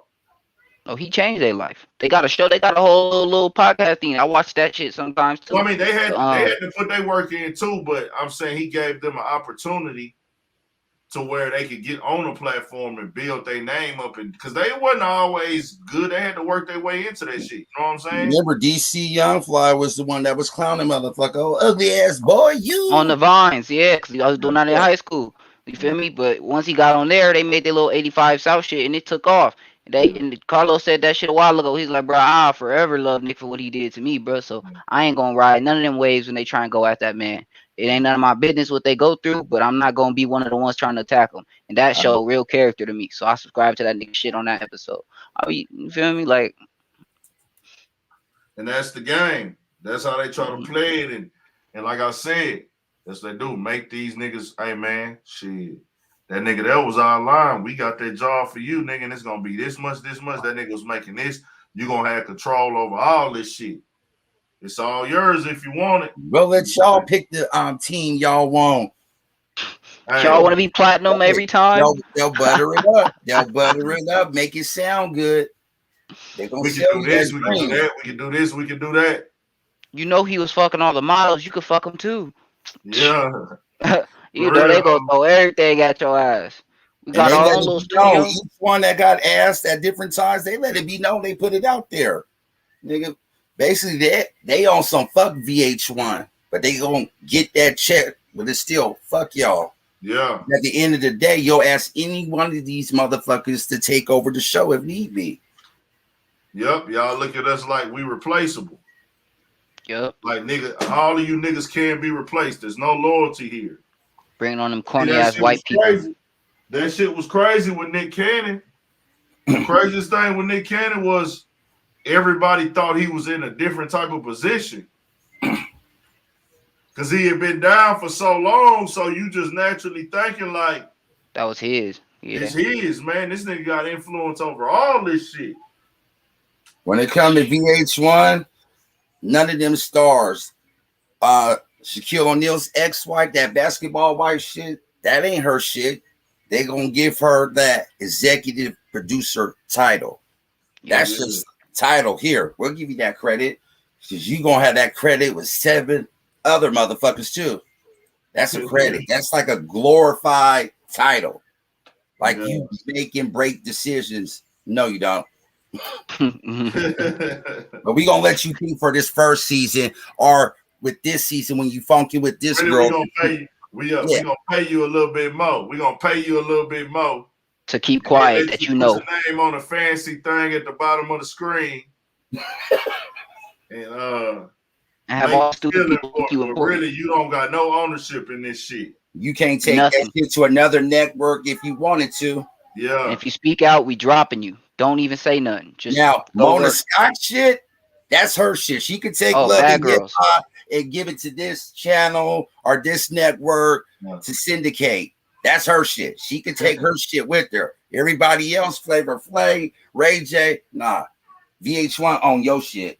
They gonna use VH1, MTV. They ain't giving y'all shit. That's their shit. They just letting y'all hype it up. That's the problem. They use us. They use us for the hype that they know our culture bring. Because when we move together, we move shit. But they know it's rare to get us to move together. So they use our people. My thing is, if it ain't ours, if you don't own it and you can't walk away from a network with that shit and take it somewhere else, then it ain't yours. Yeah. It ain't yours. Period. Shout out to No Jumper. I know I've done content about things that I disagree with No Jumper, but I do want to say that I don't think on the business side, him or and like I say, I'll always speak how I feel about some shit, right? So I don't feel like No Jumper or DJ Academics or slime ball businessman. As far as they'll fuck a nigga out some money. They'll take a nigga money and then act like they gonna provide some services and not do it. You see what I'm saying? I'm talking about on that note of like AD, you got your own show on here. If you want to go start your own show, I'm finna try to keep you from doing that shit. You know what? No Jumper doing right now. There's some YouTubers that's beefing. He done set up some boxing shit. Yeah. One of the YouTubers said, "I'll do the fade for free. I want to do it for free." Yeah. Adam told him, "Nah, get paid for this shit. Yeah. I'm gonna put some money in your pocket, put some money in his pocket. Y'all knuckle up, get it done. What's the worst that could happen? One loses, but you got some money out of it. Yeah. Versus pulling up, trying to fight, go to jail. Now you paying hella more." And see, that's I don't what all the way. that's what I kind of just wanted to put out there. Where like, I don't feel like him, or they don't give me those vibes like they do slime ball business. Like whether I agree with their content or not, they don't give me vibes where they look to get over on people as far as money and financial situations. You know what I'm saying? Like, I'm pretty sure like I can be a great, it will shock me if you told me that No Jumper would do something to hold House Phone or AD or T-Rail back from being better. He comes off as the type of person like, I actually would say, congratulations, guys. Go do your thing, man. Like, you know what I'm saying? You know how he talk, like, go do your thing, man. Go get your show. Because he said when AD leave, AD can take that show with him. That's yours. You can take the name, all that shit. It's nothing to him. He just somebody having fun that might like the coach. Like, I'm getting money to having fun to it. Fun. Yeah. He just trying to stay, in my opinion, he just trying to stay on niggas' good side because he know he be extorting our culture and he know he be using them to do it, and he be knowing he be having some weirdos on his shit, doing some weirdo shit, like them white boys that be saying nigga. So he stay his role. He came out when No Jumper first came out. You know who was on No Jumper? It was Triple X, Yeah. 6ix9ine, and Trippie Redd. Lil Yachty. Yep. It was that little group. What's the nigga? Little homie from Miami. Lil Pump. All them niggas. All the SoundCloud rappers. All the clout niggas. That why are we even giving them? And that's what I'm saying.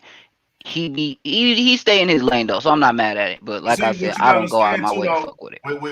With No Jumper, he came up with the SoundCloud rappers. That's how he came up in the rap game.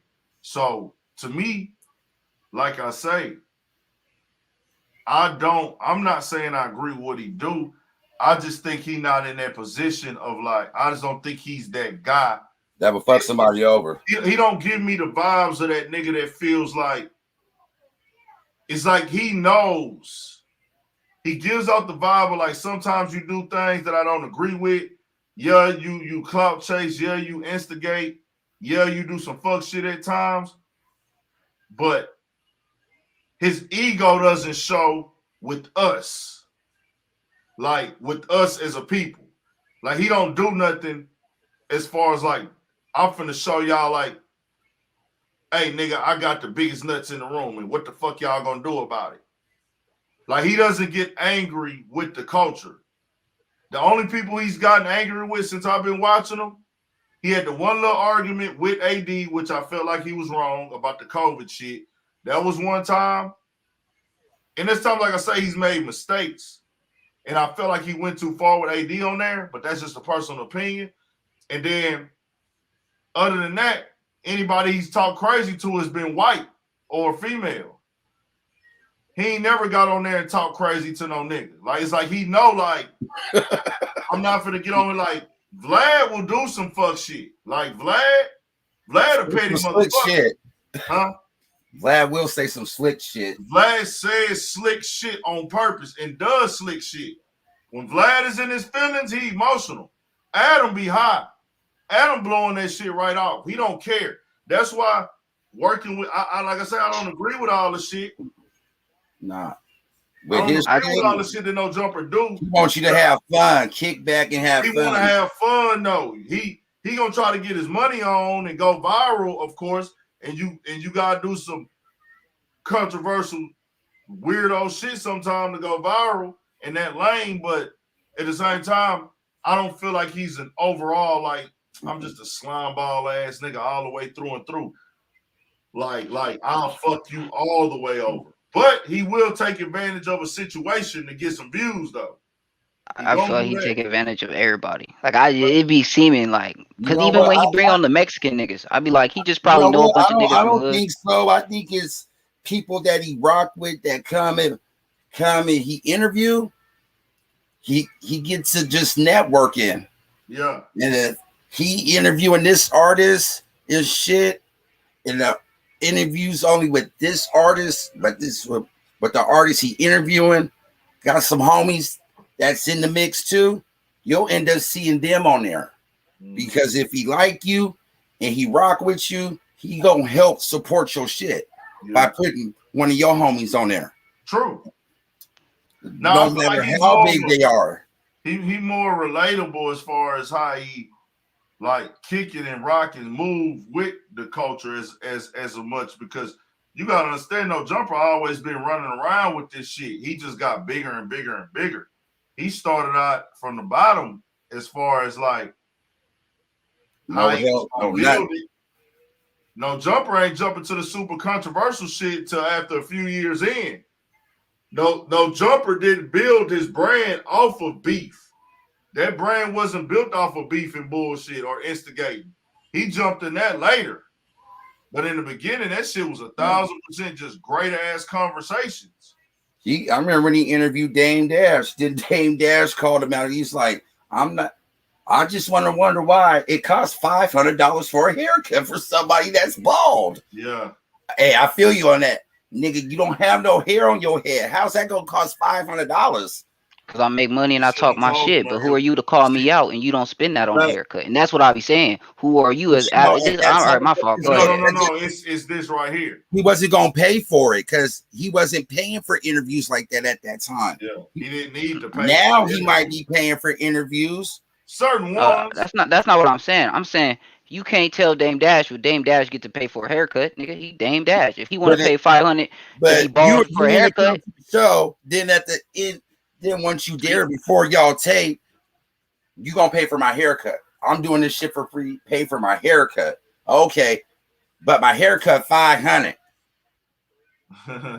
Then tell motherfucker, lucky I ain't charging you for my barber's ticket.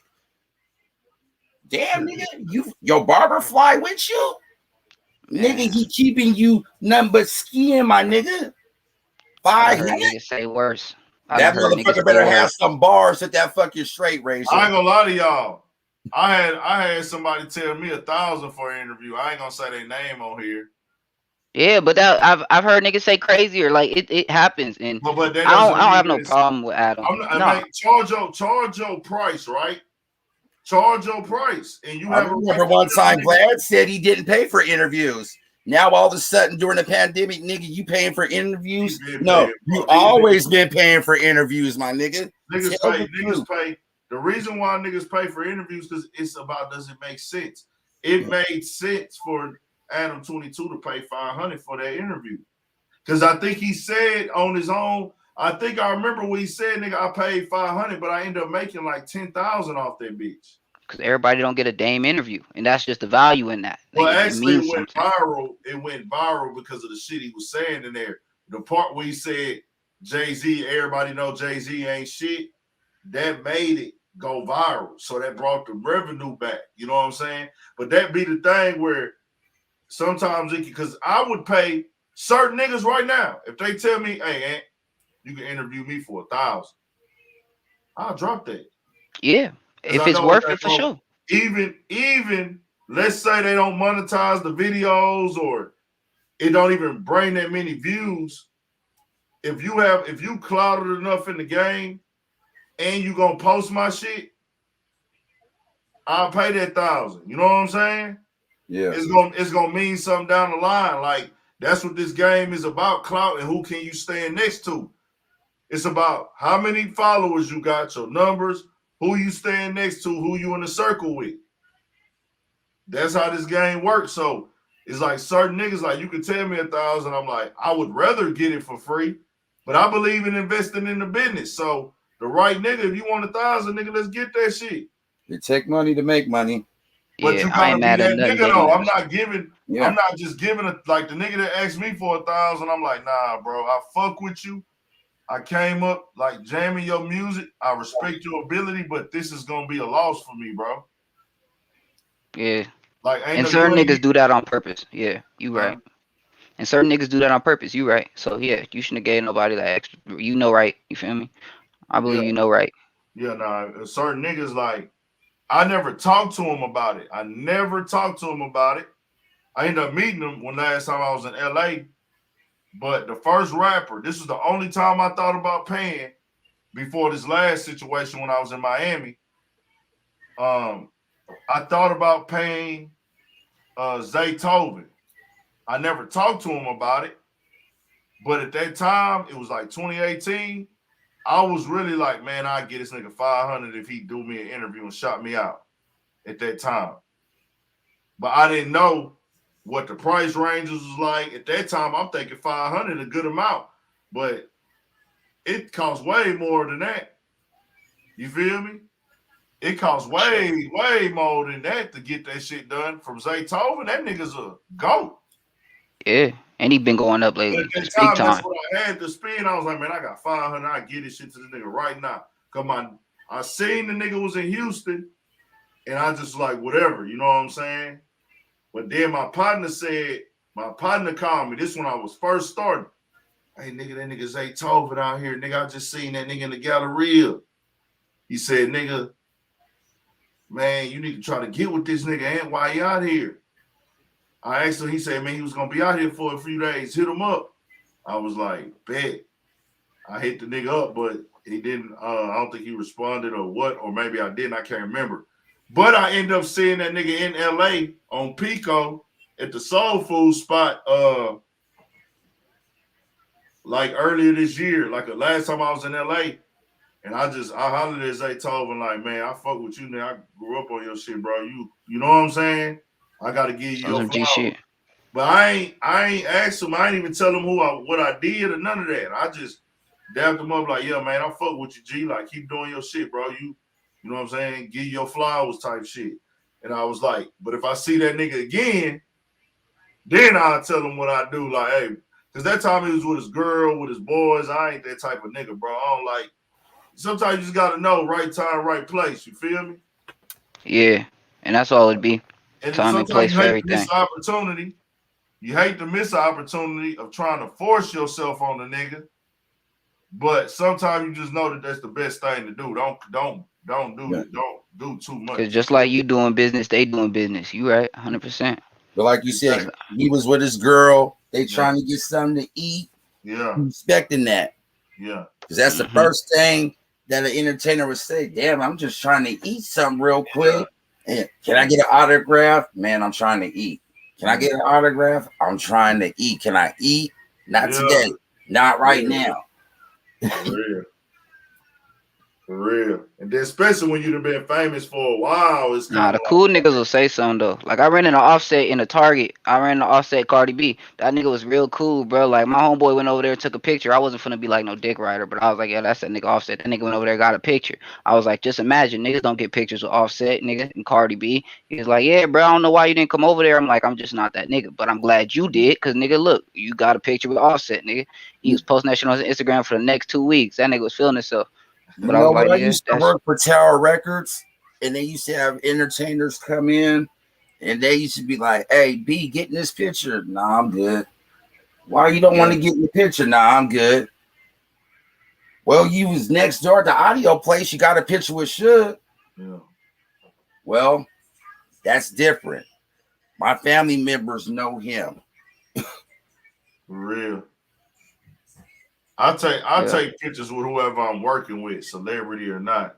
If we do an interview and everybody, we there, I'll tell somebody there like, man, take a picture, man. Like let my people know I just did an interview with whoever. I done that I with done niggas met 500 followers. I done did that with niggas with 1 million followers. Like I'm gonna take a picture with you. We work together. It don't Yeah, I matter. done met a lot of niggas too, like to be real, but I don't like to because I don't know y'all beef with, who y'all deal with, who got smoke with who, and it's too much going on nowadays to be taking a picture with a nigga that got smoke and you don't know because now I don't do all that, but it's cool to say what's up and you feel me, get the chance to operate and see who you Entertainment is. wise, that beef with Yeah, younger artists is fucking off they bad. Because there's big artists time. that want to collab with other artists, but because the artist you want to collab with is beefing with this other artist you might want to collab with. If I collab with you, that means I'm siding with you in y'all beef. Instead Yeah, of, hey, I want to make a song with you, but just know I might make a song with the nigga you beefing with. yeah. I'm collabing on some music shit. I'm not in y'all street shit.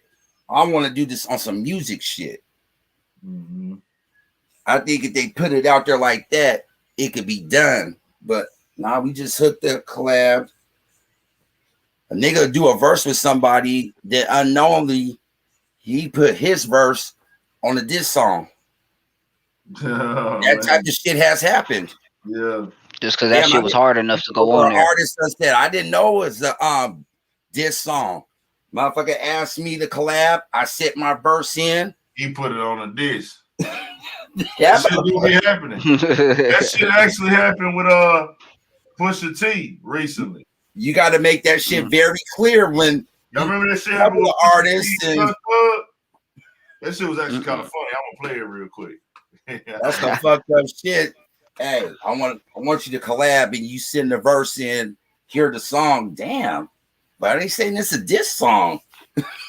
Man, I know you was Hey, sending shots like that. First, let's y'all want to listen to this Big Sean and Kanye West shit, or y'all cool when he said that shit about Big Sean? Oh, I heard that was- shit. That nigga out of pocket. That nigga out of pocket. You don't have to do it. And I said all that to say that we got our opinion with Kweli. I love Kweli. Share that motherfucker. We'll get it rolling real quick. Watch this one. Then we're gonna watch that. I just thought about that shit because it actually popped up into my old, like somebody commented on it. It was an old video that I did. Cause bro, when I say I used to drop videos on anything, I used to drop videos on any motherfucking thing, man. Anything that was a topic, I said I'm dropping a video. I was dropping 4 videos a day and shit. So it was just like, I don't give a fuck what it is. I'm dropping a video about it. Whatever. I never really liked the way he rapped. I signed him. I was trying to get away from this question. Y'all can hear it, huh? Yeah. Yeah. Common and Kweli in the same breath. Keep it going. Okay. Oh shit. Holy shit. All right. Hurry, man. Pusha or Big Sean? Oh, I love this. Let me tell you. Not quick about this quick time. Okay. I already decided.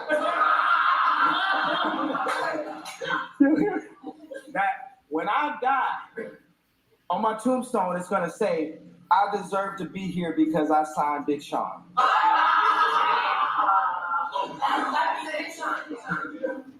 So I'm not quite sure of your pick. Yeah, you're not quite sure. So Big Sean, he said, Big Sean over Pusha T? No, I'm saying that the worst thing I've ever done was sign Big Sean. That's a beautiful thing. Oh, that's a beautiful thing. Come on, bro. He only saying that shit because he ain't on good music no more. Sean was one of the hardest niggas he did sign. And he wasted that nigga album doing bullshit with the beats. Man, I know this man mama, bro. You know what I'm saying? I've changed this man's family. And both John Legend and Big Sean, when I ran for office, got used quick by the Democrats to come at they boy that actually changed their life. And that's some sellout shit. And I don't rock with neither of them. And I need my apologies. I ain't saying they gonna change, but niggas is scared. I feel you. you know what I'm saying? Anybody ain't got 100 talents. They got them under pressure. And you still got him signed to your contract? Is he still on? Man, when we sign, we just working for the white labels. We ain't signing nobody. This ain't independent. Beezy's the only 100% owned independent. So I did want to say that in regards to like speaking on how that is truth in there to where when Big Sean signed the Good Music, he was still signing to whatever labels Good Music is under. Me signing to you don't mean I gotta support your bullshit. So regardless, We got of how you 100% feel. of the shit, but Big Sean to tell you in the interview, he stepped away from Good Music because that money wasn't being right at the end of the day. Yeah. In this rap industry, every rapper that signed their first contract is gonna get fucked. I don't care who you are. It happened with Snoop. It happened with Juvenile. Nobody, when you drop your shit, you're not expecting it to blow up. So when it blow up, you gonna look for all this money that's being made off of it. It don't happen like that. No rapper could say, I signed my first deal and made bread off of it, period. Unless you sign to an independent, huh? Even in the independent, Even then, they give up a lot too. You know, that first go around, that's like a haze. I look at it, that's a haze. You talking about just overall overhead, like with your expenses, what you had to spend and put into the album, your payback, you know what I'm saying? Yeah, it costs to shoot them videos. It costs to have niggas show up and shoot and make the music with you. Because niggas don't always even want to make a song with you. They gotta call in favors to have niggas make a song with you. The features cost, that producer costs. Yeah. On top of you want your money so you could do this and that. You know, you want your mom to be living good. Labels be paying for that. Yeah. A lot of people made Suge Knight to look bad, but when they did a couple documentaries on Suge, it was like, God damn, motherfuckers calling you at 2 o'clock in the morning. They're gonna put my mama out at 7 in the morning. All right. Fuck it. We won't pay the rent, we'll buy the house. Yeah. All that gonna come out your contract when your label be like, all right, I got you. Your legal troubles. You don't want no public defender. You want the best. And if you a hot artist, i.e. Meek Mill, they gonna spend that bread. Well, I ain't got no money. Them lawyers, them white boys didn't pay for shit. They there for show. Somebody actually had to pay a legal fee. Look at the breakdown of hours worked and shit. That shit ain't for free. None of that shit was pro. The artists don't look at that. They know it got done. And then they mad because they money gone. But nigga, look all the ways I had to spend that shit. And they put it out there like the label fucking me. Come on, your legal troubles, lawsuits that got set up at the same time, all that shit costs. But see, at the same time, I think what we didn't take from Meek's shit was he don't know how much he got paid or was supposed to get paid. Because they will never let you see that. See what I'm saying? He saw that bread. He saw that bread up front. That's why these niggas is showing cash when they sign that deal. ETSG in the studio counting 1.4. That's your whole contract, nigga. For ESTG got 200. 200,000 or He got 200,000. Shit, that's his whole record deal. That was his advance. And that's why Meek mad. Ross had to spend all that shit on his lawyers. Meek kept having to go to court. Meek kept going back to jail. Meek had all that shit spent fast. I want to be clear and I want to be fair. We don't know who spent what on that when it comes to Ross and Meek. We don't know if Ross came out of pocket for those lawyers. We don't know if Meek had to come up for those lawyers or the label. We don't know how they broke down. And that's what I want to be clear about. I'm pretty sure Meek Mill done fucked out some money in his career that costed a lot of money. Oh, yeah. 100%. And I think any nigga that's get a record deal, you gon' fuck some money off. That's Just being fair, you gon' blow some money. We all niggas, man. When you gon' ball out, you gon' stunt, you gon' do all that. You gon' overspend a little bit. My issue with the game is, am I able to see I should be able to calculate everything that y'all are charging me for. Like everything that's getting recorded, because this is my career. Even if y'all gonna prove me to do this or not, anything that's going against my contract and I gotta pay back, I should be able to pull up online or something, like a paycheck. Businesses Like don't a work like that. detailed invoice. Businesses don't work like that, and it sound weird, but when you sign to a label, it should work like that though. That's like your a lot of hours shit. at your job. That's your hours. So you gonna tell me if I go to work every day I can't clock my hours? But the hours are spent different at my job than his. His hours, he might have been in the club and he might have had a show in the club, and yeah, they paid him to come to the club. But what he spent in the club wasn't what you made. That was coming out of your you know, it's different. I can't speak on it because I'm not a label runner. It's really not that different, because if you're charging me for it, that means it has to have an invoice. So every time I'm charging for something, I should be able to look at it on an app or a website. No, they're not charging me. They charging your label, and that's the difference. They're not charging you. They charging your label, and it's coming straight. I'm saying, if I'm your artist, I work for the label. Really, we like in this together. You own my rap name, so this is my job now. If I'm being charged or anything is being added, or I'm being paid for something in a label, I should have details to be able to know and see everything that's financially happening with my name. Whether y'all paid for how much was the video shoot, how much was this car I rented, how much was this feature, how much was that? You know what I'm saying? I hear you. I agree. I feel you on that, but they might be getting told verbally, damn, I want to shoot this video. I want this certain director. Now this is. No, you don't have to tell me how much you making. How much am I being charged out of my contract? Okay. Well, I'm not saying if they not working, ain't nobody gonna tell you what they make off of you. They're not gonna ever tell you that.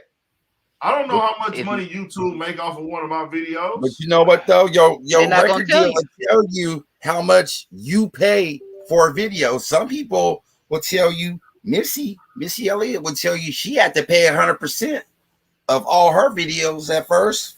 Yeah. Some come in the game, I got to pay 25%. I put up half of my money. I got to pay for half. He got, the label pay for half. But it depends on how they sign you. If they sign your stage name or they sign you, that shit matter. If you come in the game and you ain't got bread like that, then everything is put on a tab. At the end of the day, everything put on the tab until you actually got some money generated in. And the label they don't generate fast.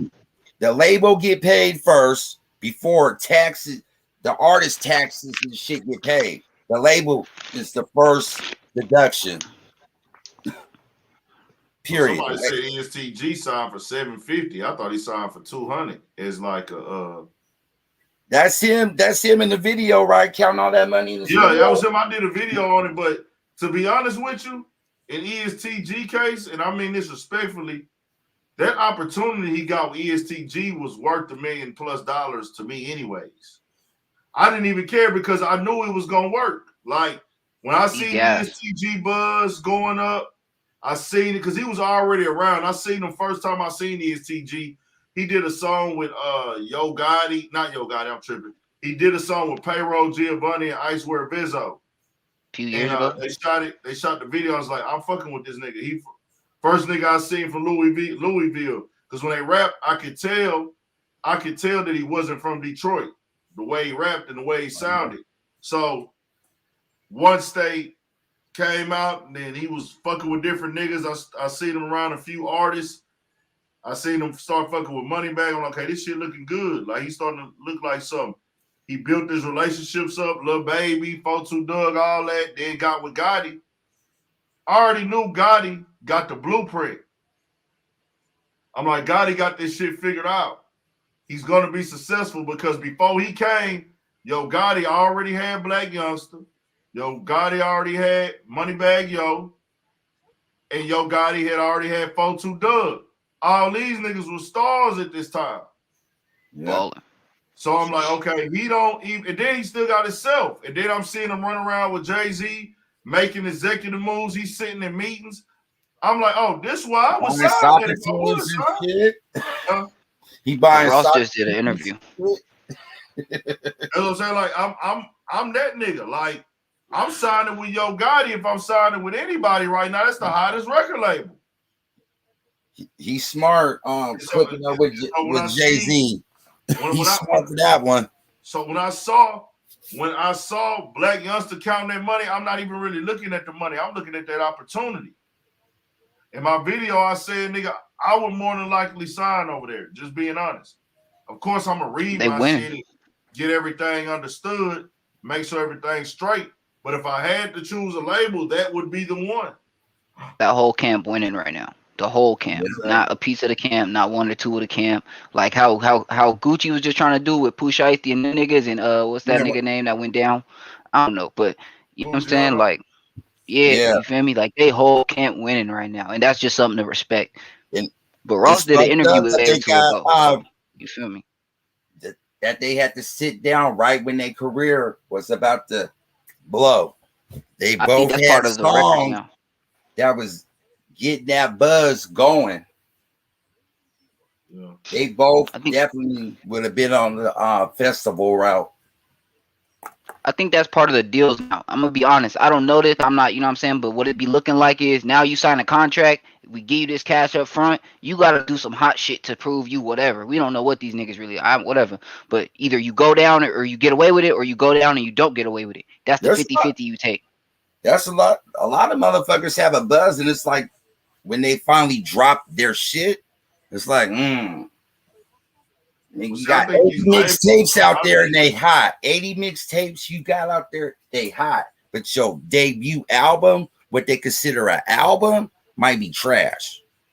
That's because I feel like too, man, you gotta grow, but they gotta, if you came in this bitch on some just raw, uncut type shit, unorthodox shit, they gotta know how to cater to that still a little bit. And you know who was able to do that?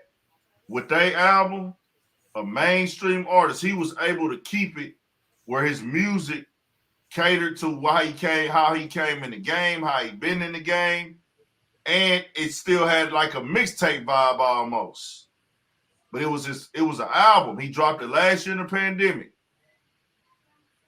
Yo, got not money bag. Not Money Kodak. Bag. Not Kodak. Who else dropped in the pandemic? Y'all listen. forgot about this nigga. I don't listen to a lot of niggas, I'm gonna be real. That I nigga don't Lil listen Uzi, to that a nigga lot. Lil Uzi Vert. I don't listen to him. Oh, Yeah. see, the last thing I heard about Uzi Vert, he was trying to he was fighting with drama. Oh boy, yeah. But I'm speaking on the music side of it to where these labels will get influenced or they'll try to force you to be the artist they want you to be as far as your sound and water your shit down and have you sounding like you cut like you sold out. Creative you right. freedom. But That Lil Uzi, creative freedom is a lot in that contract too. man, That Lil keyword, Uzi shit creative sound like freedom. how he sound like he was. That shit had some shit on there like he was on his Uzi bop. Like, yeah, nigga, I'm rapping like this. This bitch had the mixtape Lil Wayne era vibes to me. Like he was on that bitch rapping, just talking this shit. Some shit you wouldn't expect him to come with. Now that's an out because it had been a minute since he put out a project, and you just didn't know what direction he was gonna go in. Was he gonna be able to keep it the same? Was they finna try to do some different type of shit to make him? Because he was able to keep his art the same, how he like it. He was able to really go in there and create his own art, and that's what I think is very important as an artist. Like, give the artist the resources that you can for him, but don't try to manufacture the nigga. Like, you know what I'm saying? Yeah, rebrand and repackage. Like rebrand them into with these cheesy ass songs. Like, let him pick the beats he want to pick. I think that's why he stopped for like 2 years. Huh? I think that's why he stopped for like 2 years, didn't he? Because he wasn't fucking with his contract and what they was trying to get him on. Yeah, he wasn't fucking with his contract. But really, what I was hearing was that his music was streaming so damn good, they didn't even want to release. They like, The old Just keep music getting is free streaming checks. too good to good. Why interfere with your own music by flooding the market? Let this money slow down. Let this slow down before we drop something else. Yeah, like nigga, you on fire, nigga. Like you not, because I remember they was having that discussion. Different people was like, we seen Uzi numbers in his streams. A label's not dropping on new music from you if your song is streaming. It's fucking crazy. Like they like nigga, nah, we finna let this bitch run dry, nigga. This Why would streaming. you? Huh? Why would you want to drop more? Yeah. But see, as an Interrupt artist, shit. but see, Uzi's an artist. So he looking like I need to drop. Like I want my fans is asking me for new shit every day. My fans is want new shit, but we like, no, nigga, no new shit. Nigga, like, you gonna fuck up the old shit. Like, we gonna milk that bitch dry. The label, like, no, we gonna do this the old school way with this, get this new money. school way this shit's being put out. Remember back in the day. Life. Because I don't listen to him, but that shit bang. That's a banger. Who? I don't really care if you cry. Like, bro, that shit went crazy for so fucking long. Bro, I played that shit. You know who surprised me? It's fucking Tyler, the Creator. Nah. Say what you want. I thought he was on that weird shit too. Nah, I know the nigga can rap though. Musically, he got some lyrics. Oh no, you know, everybody always tell me he good. He got hella fans. He's always brought up when I talk about music, but I just don't really give him a listen. But I'm told I see he got fans. All that. It's like, hey, you just in a different lane. You a rapper, you just in a different lane. Yeah, nah, he been cold, man. The whole Future, them niggas was cold. Earl Sweatshirt, all them niggas. People can't believe he from LA. People don't really think he was raised in LA. It's like, nah, he from LA. His mama just let him be himself. Be who you be. That's how you gonna shine, is be yourself. I don't know if they like from the right outside of LA, if I ain't mistaken. I don't know. But I'm pretty sure they got family in LA and shit. Like wherever I just saw they from the region though, for sure. If it's San Bernardino, I'm not sure, but me being from California, anything southern, once you hit that border, that's LA. Yeah, I'm from NoCal. I don't know too many LA niggas like that. I was never too hyped. Me being in Sacramento, it's like, damn, 7-hour drive to get to Sac. It's about an hour to get to the Bay. Yeah, that's where I'm from. I'm from Sac. So you feel me? Even coming down here to LA was always something till I moved out here for the bitches and the money. But you know what I'm saying? You from Sacramento? What part of Sacramento? I'm from the Heights, 2-3. The Heights, DPH, deepest part of hell. You feel me? You know what I'm saying? The north and the south. I'm from South Sacramento, Oak Park. Okay. You know, y'all separating now. Oak Park and the South really be on some funk shit now. Well, but they don't really know the past of it. That's why these young niggas just be doing dumb shit. Y'all killing family. We always been different from the South. Okay. The rest of the South, because Oak Park was the only hood that was everybody blood. The fruits got to share their shit with somebody else. Meadowview got to share with Garden Block. Then you got G Parkway, which was the mixture. Yeah. Right over there off Mac, yup. I fuck with that boy Mozzie, man. I like Mozzie. Hey, that's my Relly's nigga right there. I fuck with Mozzie, bro. I jam that nigga shit faithfully, dog. That nigga get a lot of burn in my playlist, man. Like, he speaks some real shit about the city, but I don't gonna say I turn him up too much. But he speaks some real shit about the city though, so I always respect that. I like lyrical ability. I remember when he had like 200 views on his first shit. Yeah. Yeah, my cousin was playing him. He my big cousin from Oak Park. He was playing that nigga. First introduced me to Mozzie before Mozzie blew up. And I was like, who this nigga? He's like, bro, this one our own out of Oak Park. You don't really know because you be Dolphine won his Corsica back. A lot of people don't know about that, but Dolphine won his Corsica back. Like when Bottle was only on SoundCloud before that shit got to YouTube. Yeah. Throwbacks. See, I got hip to Mozzie when he linked up with Filthy Rich. Oh, see, okay. So That's when I got hip. So it was like 2015, 2016. Yeah. They linked up. I heard him out 2013. That was that. Yeah. Cause he was fucking with my brother out there, so I ran into him in real life. He was fucking with my brother Banner, and then they went through their little shit or whatever. So, feel me? Yeah, that's the thing Yeah. about the being from Sac. Yeah, that's crazy. That music scene in Sacramento is something different. You got a whole different generation. Yeah, Lynch and Bo, but along with Homicide and others, yeah, they put Sac on the map, but then they fell back. Now you got this new era. You got Mozzie. You got Babyface Gunna Child. You know, you got Mozzie. Then you got Briss. Briss had shit. I like Briss, man. He was cool. But that street shit though, shit he got real. Man. Condolences to It's gonna get in the way for sure, cause it's too small out there, and ain't no hiding, ain't no running. We gonna then see the hood politics and shit about Sacramento. He from the north part of Sac. I'm from the south side of Sac. Both of them sides been funking for years, forever. There was one point in time if you was from the south, you better not get caught up in the north. They don't give a fuck if you got a family member, nigga. You gonna get laid down at one point. House parties, everything. Then that shit done calmed down, but now it's kind of, for what I heard, is picking back up. It's the Heights. They not really. I don't know. I ain't been there for a couple years, so let me not speak on that like I have the best knowledge right now. But I do know that Oak Park and the South been heavy up right now, and the North been on some other shit. But a lot of out of town niggas been in lately, so I heard that a lot of out of town niggas is really trying to run the scene on the low, which is crazy. That ain't gonna never happen. No, I don't think nobody from out of town could go to any city, any other hood. That's any hood USA and run it in no way, shape, or form. I don't think so either. But every hood, your north side, your south side, your east side, or your west side gonna be funking. That's everywhere. I think everywhere has shit. Texas, Houston, north and south.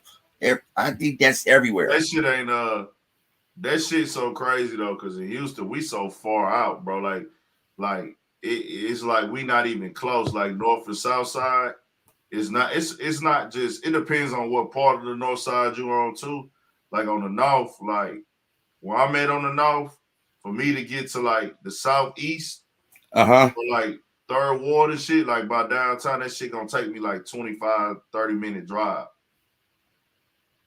So like, you can get through Sacramento in 30 minutes. You can get to my whole other side of the city in 30 minutes. Yeah, so like it's like a 20. It's gonna be a 25-minute like da da da da. So like certain parts of Houston, the northeast, the most northeast point to the most southwest point is an hour drive. Shit, like, we real spread out. So it's like that north to south side shit. That was like back in the day. But it ain't like that no more. Like, it be like basically like cliques. It's cliques or internal beef in a neighborhood or area. Like, you know, you got different sections in the hood, right? Like, so this part of the hood. Manners out there with the Heights. Yeah, so like you got different parts of the hood. Like, this is such and such part of the hood. They might be beefing with that part of the hood. Like this area houses versus this area houses in the hood. So like, or apartments or different things like that. Or our clique might just be having issue with your clique. That's what it kind of be more so now. Like, it don't even be like that north side versus south side. Hood. It was like that in Sac at one time. Then it was like, you know what? Fuck that. We niggas get money with whoever. Trip over the money. Fuck the side of town you from.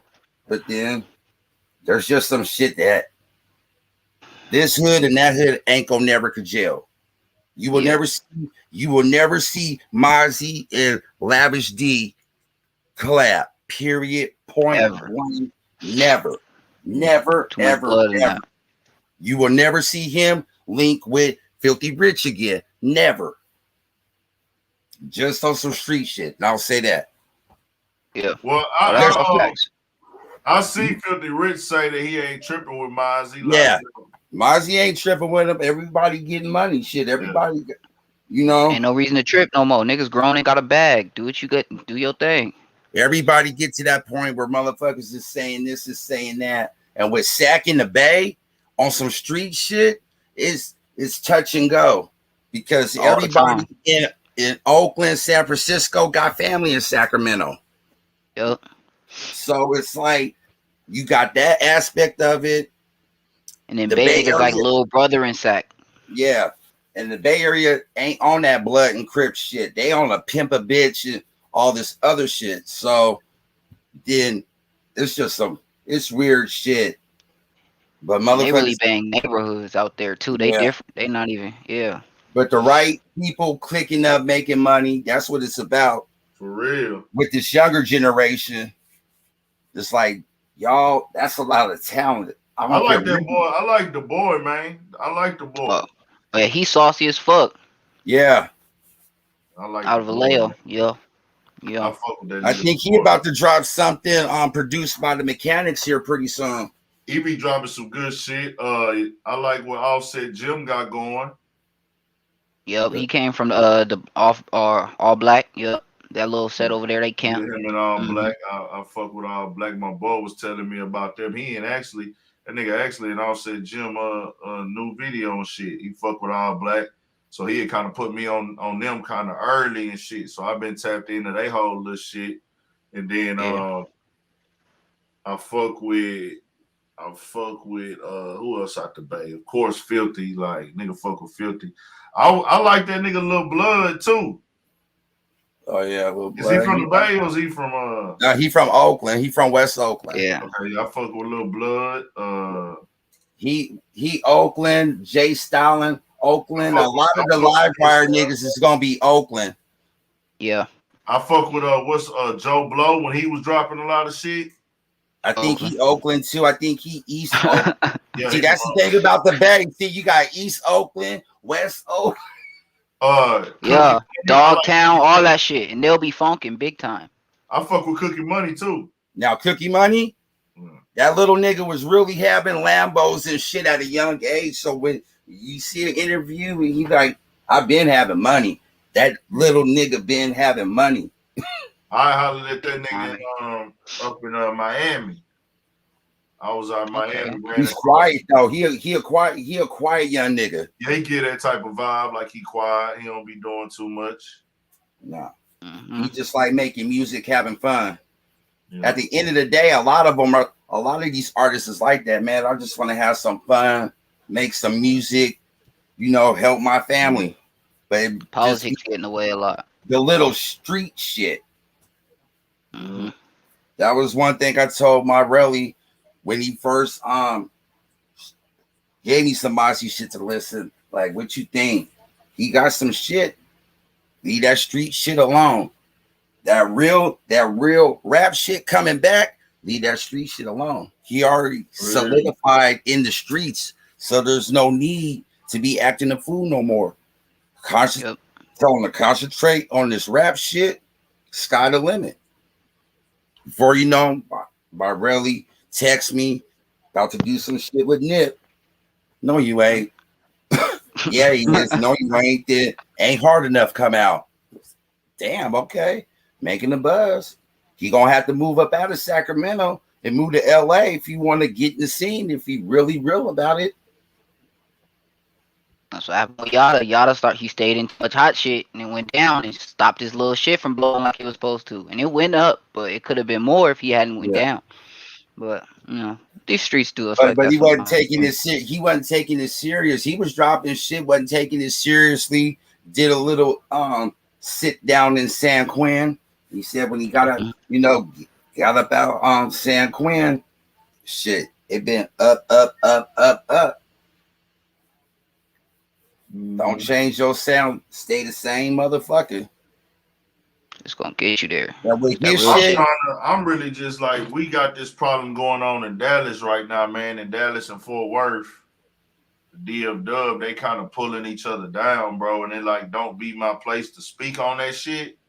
Cause they 3.5 hours away and I do my best. I mean, I got like a little media platform in Texas. Some artists have tapped in. Some people are familiar with my platform in Texas. I wouldn't say that I'm like that nigga to go to, or I could change your career or nothing like that. But yeah, I feel like I didn't put in enough work. I didn't been outside enough to where niggas kind of like know, like, okay, he really in this shit at least. Like, whether we agree with this nigga or not, we know he working. You know what I'm saying? Yeah. That's why I just spoke today, man. Like, I told the artists out of Dallas and Fort Worth, man, like, y'all keep tearing each other down. Not just the artists, the fans. The fans, the everybody as a whole, the rappers tearing each other down, the fans tearing each other down, media kind of tearing shit down or presenting shit a certain way. And it's not just one specific thing, it's a lot. And after Mo3 died, it created an even harder divide. Pause. Like, it made a real harder divide. Rest in peace to Mo3. Hell yeah. It's just like, man, you creating all these divides and beefs. Man, all you doing is separating resources, bro. All you doing is separating resources. You separating relationships. Cutting your bag off. And you separating the fans. You separating the fans to where, hey, bro, when you keep saying a certain thing, like it's been going on for months while I'm sitting online and I'm watching these niggas. Man, the DFW, because they call Dallas Fort Worth the DFW. DFW rap scene dead. DFW rap scene that fell off. DFW rap scene that took a decline. DFW rap scene is over. I knew that they shit wasn't where it was, but I never say that it's dead. I never promote that it's dead. I just promote like, bro, y'all kind of like fucked the shit up a little bit with the beef, bro. Like, y'all ain't as turned up as y'all used to be. Nigga know that, but y'all ain't dead. But the mentality is, oh, the artists that I like ain't popping. The artists that I want to see win ain't winning. Or I don't like the nigga that's in position for some form of fashion. Or I don't like his song that much, so we not winning. This shit is dead.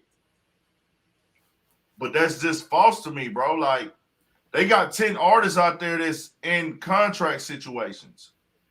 Whether it be a partnership with and they got 3 artists on Empire right now. That's a big deal. That's a big deal, bro. Guys, he done turned to independent label, and he an independent major label. Yeah, for sure. He got major label resources. Yeah. Hey, I bet you the majors hate that. Hell yeah. It's like, bro, he can really, I don't even know how the game works, but I can just imagine. I don't know how to labels contracts, but I don't need to know, but I can imagine that the shit is so good, he could probably go to a nigga like, hey, bro, let's do this like this. You know what guys he does? Let's do 300,000. He does partnerships. Yeah, so nigga might say, hey, bro, for the budget of this album, nigga, we can spend $200 on this bitch. I give you $200,000 on this motherfucker right now, nigga, for this album. And it's independent.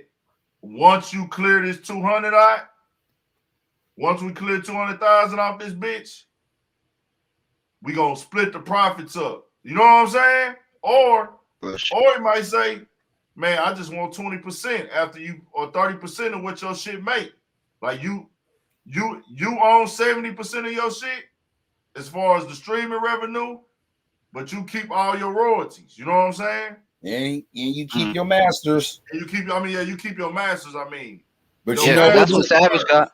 But you know what though? When it comes to the masters, though, you can have the masters. Yeah. They ain't gonna be on a reel to reel.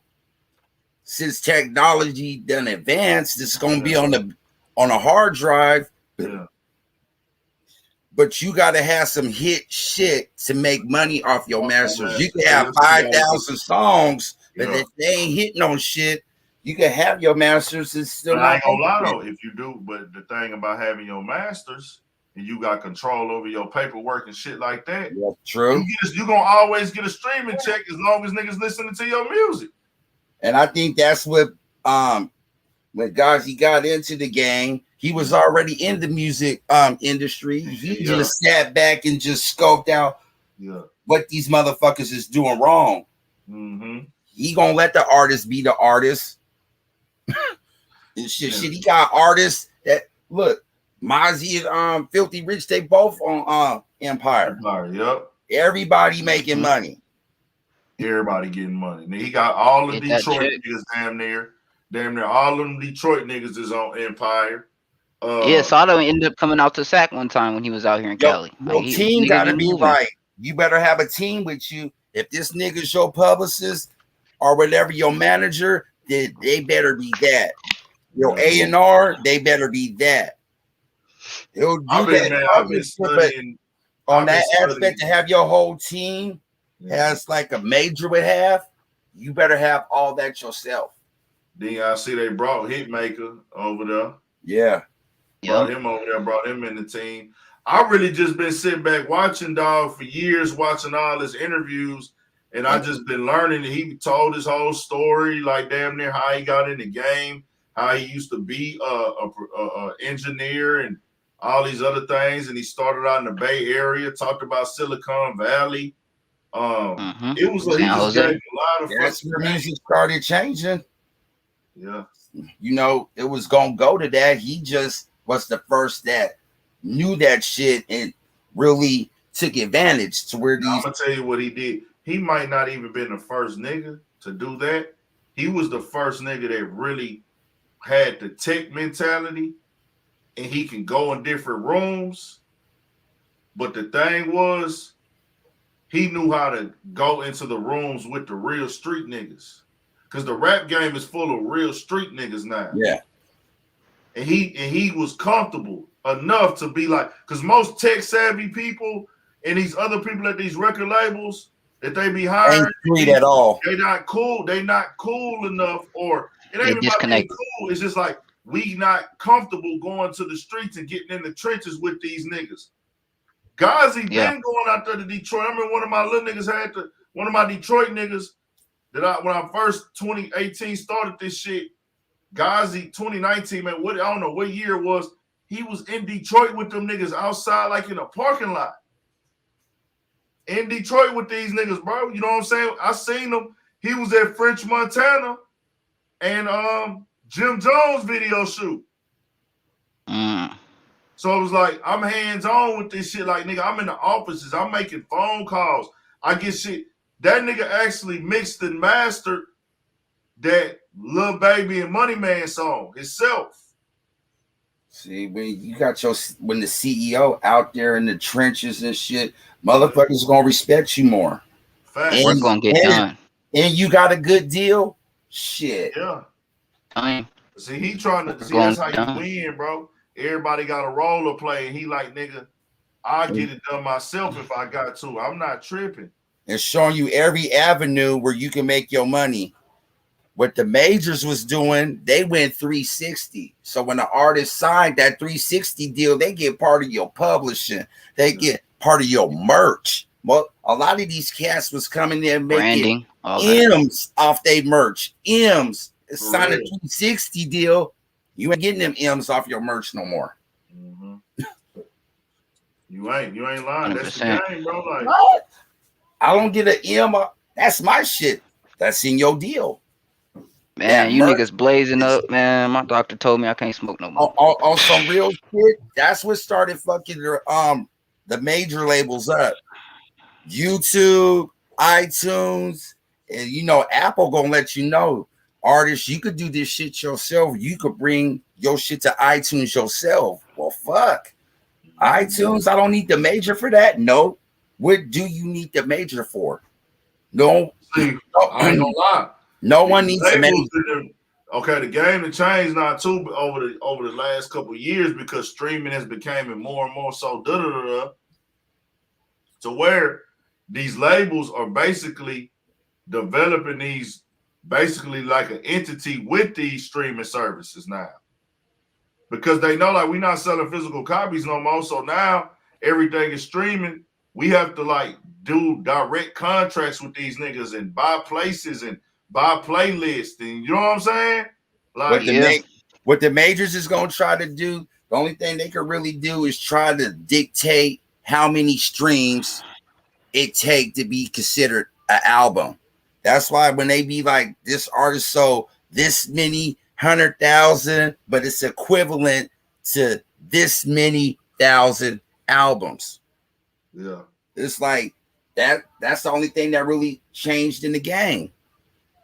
And all they really do is get you more views, because all these different platforms, they can get you on a different type of way. But if you do that on your own, then you still get your money, bro. It's so many ways to win. It's no way to knock a nigga win. That's I the don't difference think now. If you me win personally, I don't think you need a major for anything no more, because you can do You don't. everything yourself. Now, if Jay Stalin in Oakland could book shows overseas, that's something a major would do, have that overseas reach. That's why the reach is always further with the label as far as the reach goes. Now, he from Oakland, he independent. Now, if he could do that, anybody else could do that. It's just who you network with. Player ass moves, because that nigga had Money Man shit get played at the NBA game last year for the Kobe night. And then this year he had I don't know if he had nothing to do with it, but Babyface Ray performed at halftime for the Detroit Pistons. Nah, they be having something to do with that, the label. Yeah. And he with Empire. That's what I'm saying. He with Empire. Oh, yeah. But see, that's why I fuck with E40 so tough out the Bay, and I think that's why Cali got so much respect on our OGs, because a lot of these niggas really independent and just hustling through traffic with niggas, and it really look different. Because I think E40 one of them niggas that he could really go cross country and maybe overseas and make a bag if he feel like. Oh hell yeah, so. He can. Yeah. I remember when E40 and then was passing out Down and Dirty at the high school. Too had short. That same cutlass, had that same exact cutlass in front of Kennedy High School, and I wasn't even going to Kennedy High School at the time. And went up there. Here, listen to my shit, man. Down and Dirty, the clip, like literally out the trunk, giving it away free, a whole CD. Yeah, cause Jeezy got big coming out of the Bay, and he said, "Bro, I just thank all the G's in the Bay forever fucking with me." He was like, "Bro, Too Short, E40, all these OGs out here showed me love and gave me reach. They talked to niggas for me." I was like, "See." When he got out of prison, he came to Sacramento. Man, I'm out of prison. I want me a 6'8" cool nut. That's what he did. He got it. Now I got to get the Benz. I got it. The Rover, got it. Everybody loved Mac Dre because that hyphy shit was about having fun, feeling the music, having fun. I'm popping the pill. Hey, let's party. None of his shit was really killing the nigga, doing some slimy shit. If he mentioned being slimy or having to slide a nigga, it was because that motherfucker did some shit. But other than that, let's have fun. The Thiz Dance, he was the first rapper I would say I heard talking about, I'm a rapper, but I live like a rock star. He was on that rock star. No cap. He is the very first artist I ever heard. Yeah, I'm a rapper, but I live like a rock star. That nigga was. And I remember the song he said it in too. He was shut shit down. Come to Sacramento, do a sideshow at the mall, shut shit down. Just touching and just fucking with the people. The people feeling your music. You appreciating your fans, doing album signing. Now, all that little shit count. All that little shit help. But it hinders a lot of these younger artists because of where they from and they beefs. That's what will fuck you up. Now, Mac Dre, where he from, he was having beefs, but motherfuckers respect you and love your music so much. No, you could do an album signing anywhere. Your fans ain't gonna let nothing happen to you. Yeah. And there's too much real shit going on. Niggas ain't finna stop it. Yeah. So, man, I'm about to tap out. Give me some rest, man. What time? Hell yeah, bro.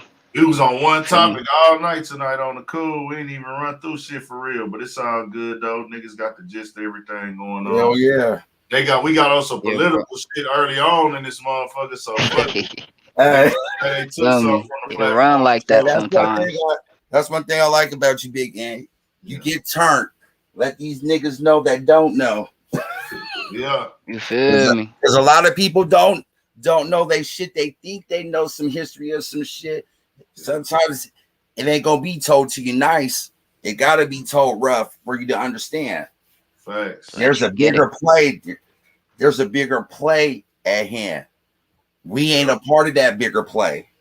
That's all I want niggas to understand, bro. It ain't like I'm complaining. I just want niggas to understand of what it is, bro. Like, I want niggas to understand, like, you know, it's that type of time. Like, bro, you here, you can win. It's a lot of opportunity to win.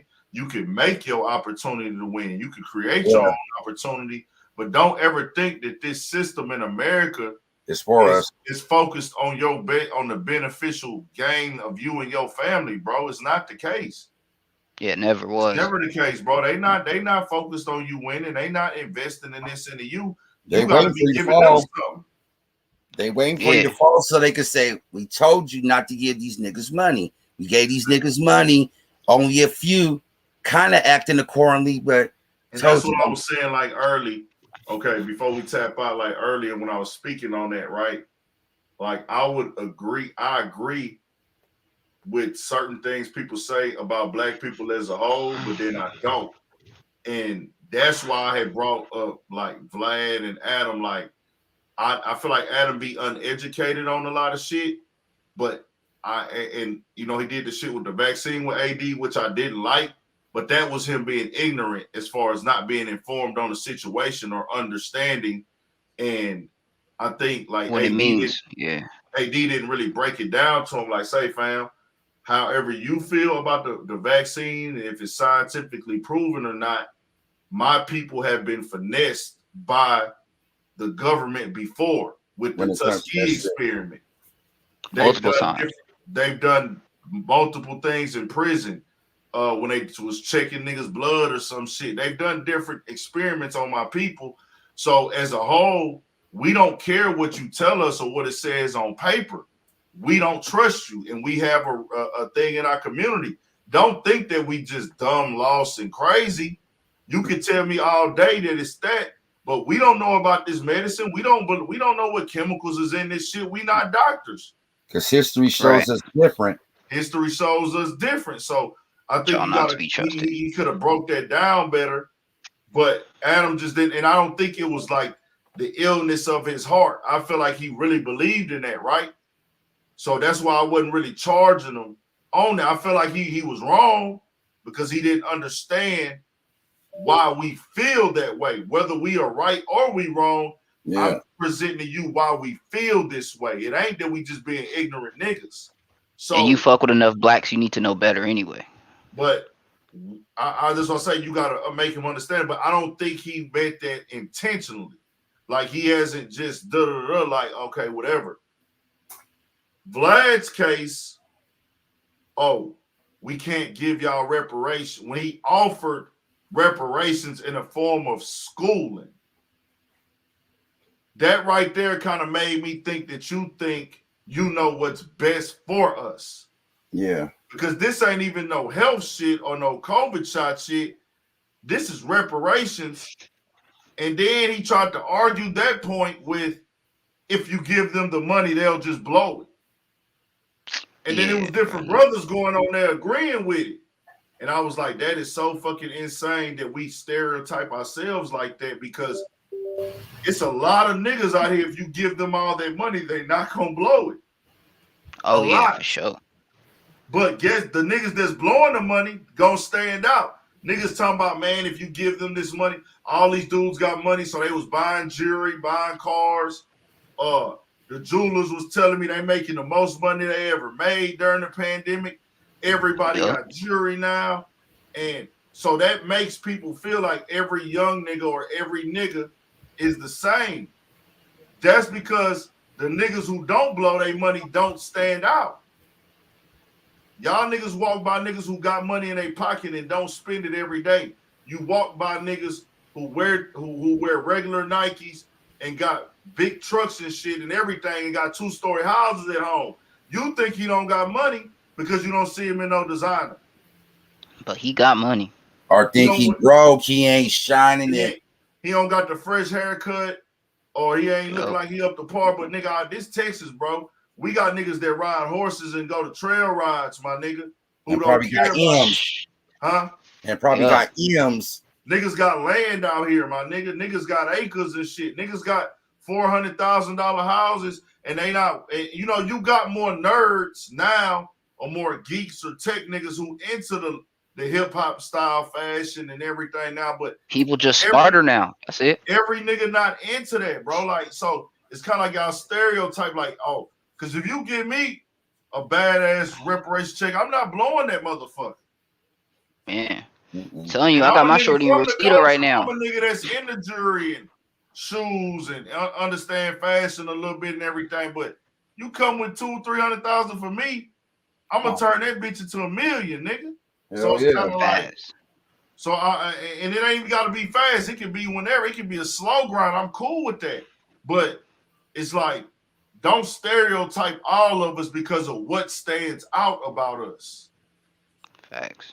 There's a, That's and why I that's fuck we with your don't channel, need. bro. And that's the thing. We don't Yeah, need shit. every nigga to be smart with their money. That would be great. We only need a certain percentage to get the ball rolling. Yeah. Some niggas gotta be workers. Some niggas gotta be spenders.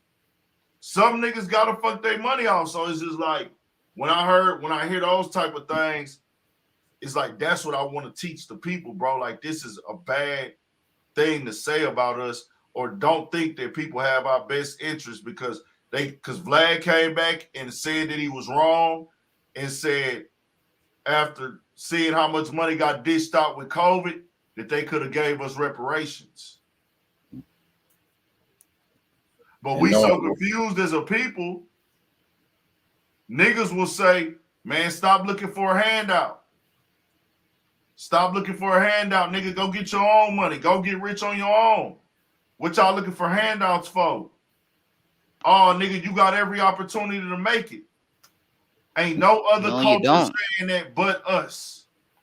And you don't We got the every only- opportunity, so they'll our lie own to you. people say that. Our own Yeah. people say that, bro. Like, fuck a handout, nigga. Man, you don't need their money. Da-da-da. Man, we don't need no reparations. Shit, nigga, why we don't? Guess what I need? I need for my mama to be not having to work.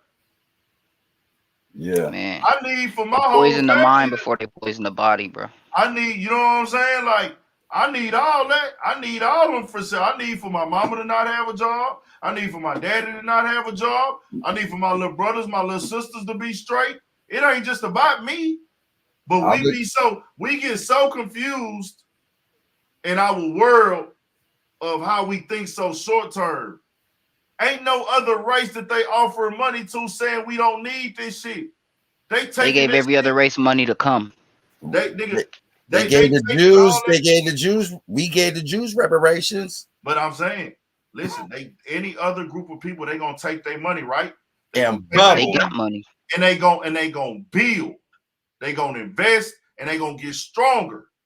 We the only niggas talking about, man, fuck that money, nigga. We ain't worried about that shit, man. We don't need that shit. Quit looking for handouts, nigga. Nigga, them niggas took them handouts and got in position, nigga. Bro, every single race got paid to come here, Yeah. bro. They paid Vietnamese to come here. They paid Asians to come here. They paid Indians to come here. They paid Jamaicans. They paid everybody some type of something to be here and come here. We the only niggas got brought here for the F. Fuck up their reparations. Some niggas will fuck up. You give some niggas 100,000 right now, boy. That shit is gone by Christmas time. Facts. Damn, But that's like facts. you said, That's facts. But like you said, there's gonna be a certain many that's gonna blow it. Yeah, they gonna stand out. That's Shit. They gonna have on jewelry. They gonna be in the mall. They gonna be popping bottles. Some motherfuckers give them 100,000, they'll have it spit within 5 minutes. Yeah. Oh, and they'll get took for it. Some niggas will get took for it, just like that. You blew 100K to get took for it the next day. Because somebody, you give another nigga 100,000, he might try to be the hood plug. He might. Some niggas, if you get them 100,000 right now, they might not even be just really trapped out like that. They might not even be that heavy in the dope game or in the streets with. But some niggas is gonna put 50,000 of that in the streets. Mm-mm. Some niggas is gonna put like, man, I can flip this to this and that, which is, hey, that's all they know. I ain't finna judge them. That's all some niggas know. Like, oh, I got 100 bands. I gotta go cop at least one brick with this motherfucker. You know what I'm saying? It's honey. But I'm saying they thinking, how do I keep this shit? Because it's not gonna last forever. How do I keep this coming? The only way I know how to do it is get it out the streets. Or I'm finna go buy a bunch of bowls. I'm finna hit some niggas from Kelly. Or if I ain't got no nigga already, I'm finna hit me a nigga. Hey, nigga, I'm going to Kelly. I'm finna get these bowls. You know what I'm saying? We know the rundown. Yeah. Y'all Hit the road. I'm from Texas. We know what's going on. You know what I'm saying? I'm finna hit the road. And I can't knock them on that because that's how they know how to flip money. Yeah, that's what I'm saying. So it's just like everybody gonna use their 100,000 for different. Some niggas got clothing lines. They gonna step up the quality of their clothes. You feel me? Some niggas got studios. They gonna step up the quality of their studio. Some niggas is just gonna fuck it off. Some niggas is gonna buy a house. Some niggas got a car that they been wanting. They gonna buy their car. Some niggas is gonna trick it off on their bitches and let their bitches. Just gonna say that. $100 grand. Nigga, you know how niggas when they get money, nigga get that one little bitch he been trying to get at, been stringing him along. Get that bitch. On that nigga gonna get three purses. Buy that bitch 3 purses. Nigga ain't fucked her 3 times, nigga. Buy a bitch 3 purses, nigga. And turn the bitch up. That nigga don't know her last name. That nigga broke now. He meet a new bitch. He got 2, 3 bitches he tricking on and fucking on, now taking them out to eat shit. Before you know it, nigga, you done blew 50. Before you know it, you done blew 50. Offer 3 purses, probably get new iPhone. All that shit, nigga, taking the bitch you know he wanted a fresh foreign. You know he wanted a fresh foreign to try and look taking cool. Taking that bitch on trips, buying and holding expensive shoes. Giving the bitch cash, just miscellaneous. That shit add up. Niggas broke in 5 days. Then when your money get low, bitch gonna tell you broke. You's a broke nigga. Yeah. Man. But I have seen though when a nigga was up. I ain't gonna lie. I have seen when a nigga be up, or they'll get a bitch and they'll fall off a little bit. And the bitch still stay there. I have seen it before. I ain't gonna say I it ain't about the money. Shit, it's rare though.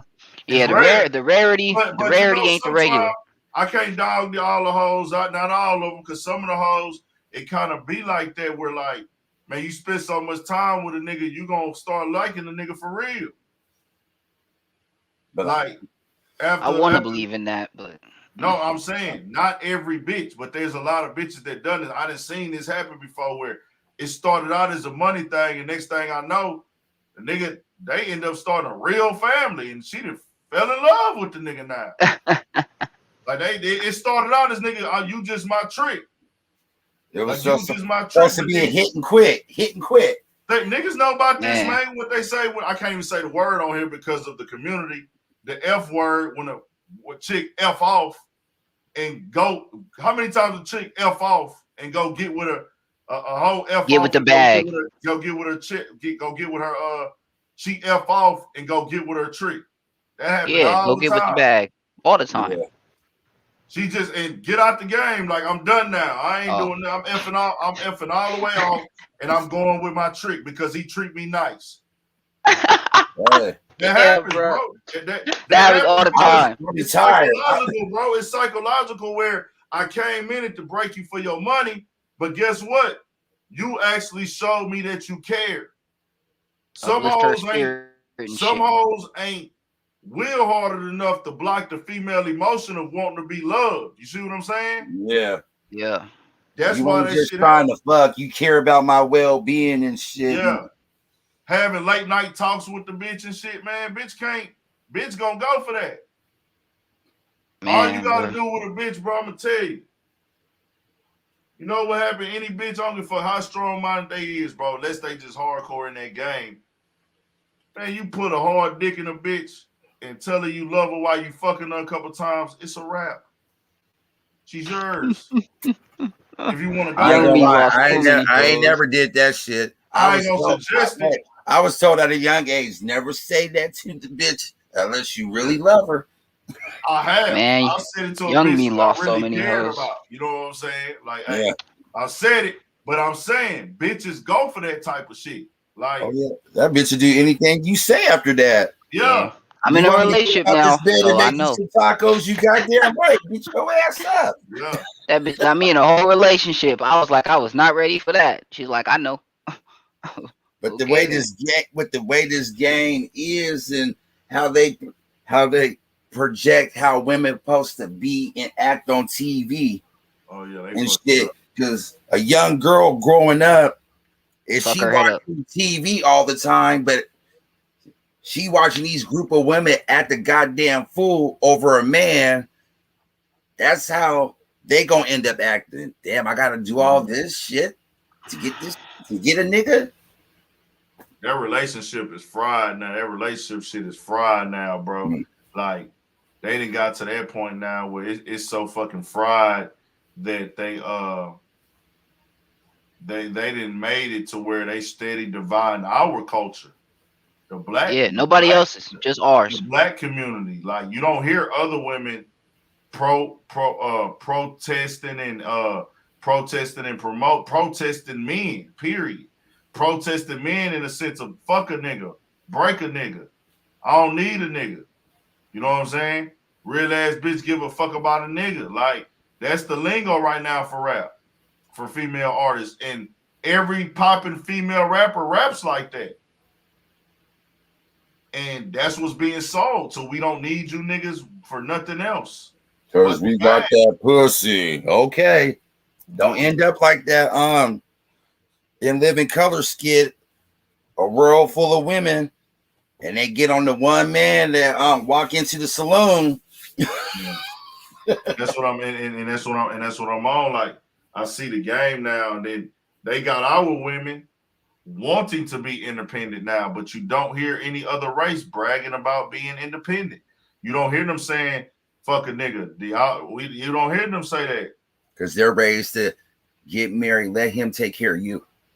Yeah. Like they raised on that. Like it's your job to find a nigga that's gonna hold you down, and y'all raise a family together. Yeah.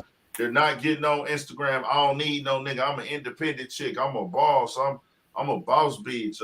Fuck these niggas. Or they not looking at it like I'm finna sit around. Like right now, bro, all these women are so motherfucking picky, bro. Like this is the picky. Like they sitting around. Every woman that's decent looking, these bitches used to have to actually wait to kind of see what nigga they was gonna meet in person. You know what I'm saying? Like who I'm gonna meet in person. Like what nigga gonna holler at me and get my number.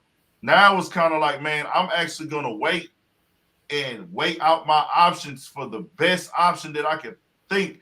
Like a bitch is basing how they gonna choose their nigga off of the options that they think they have, off of social media.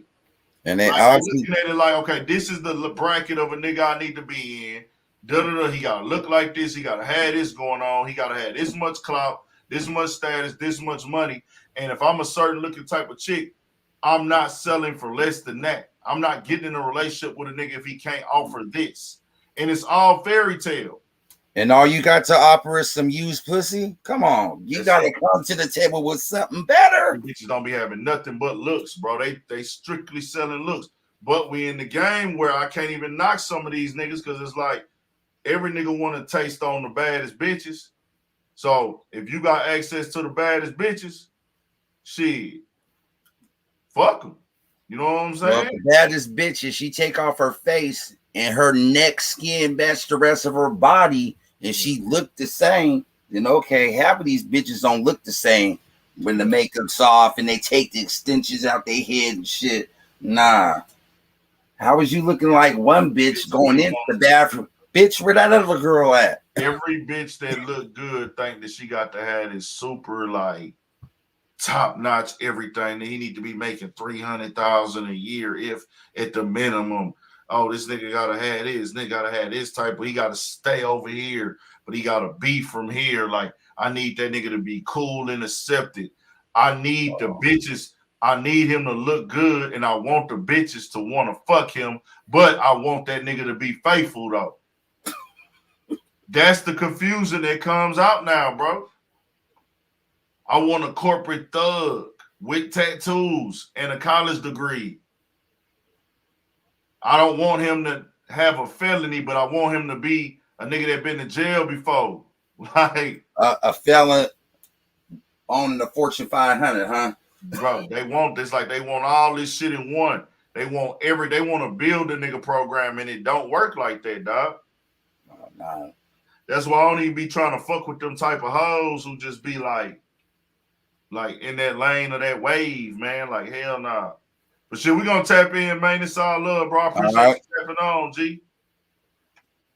All right, Big Ant. For sure. Y'all stay up, man. All right. All right.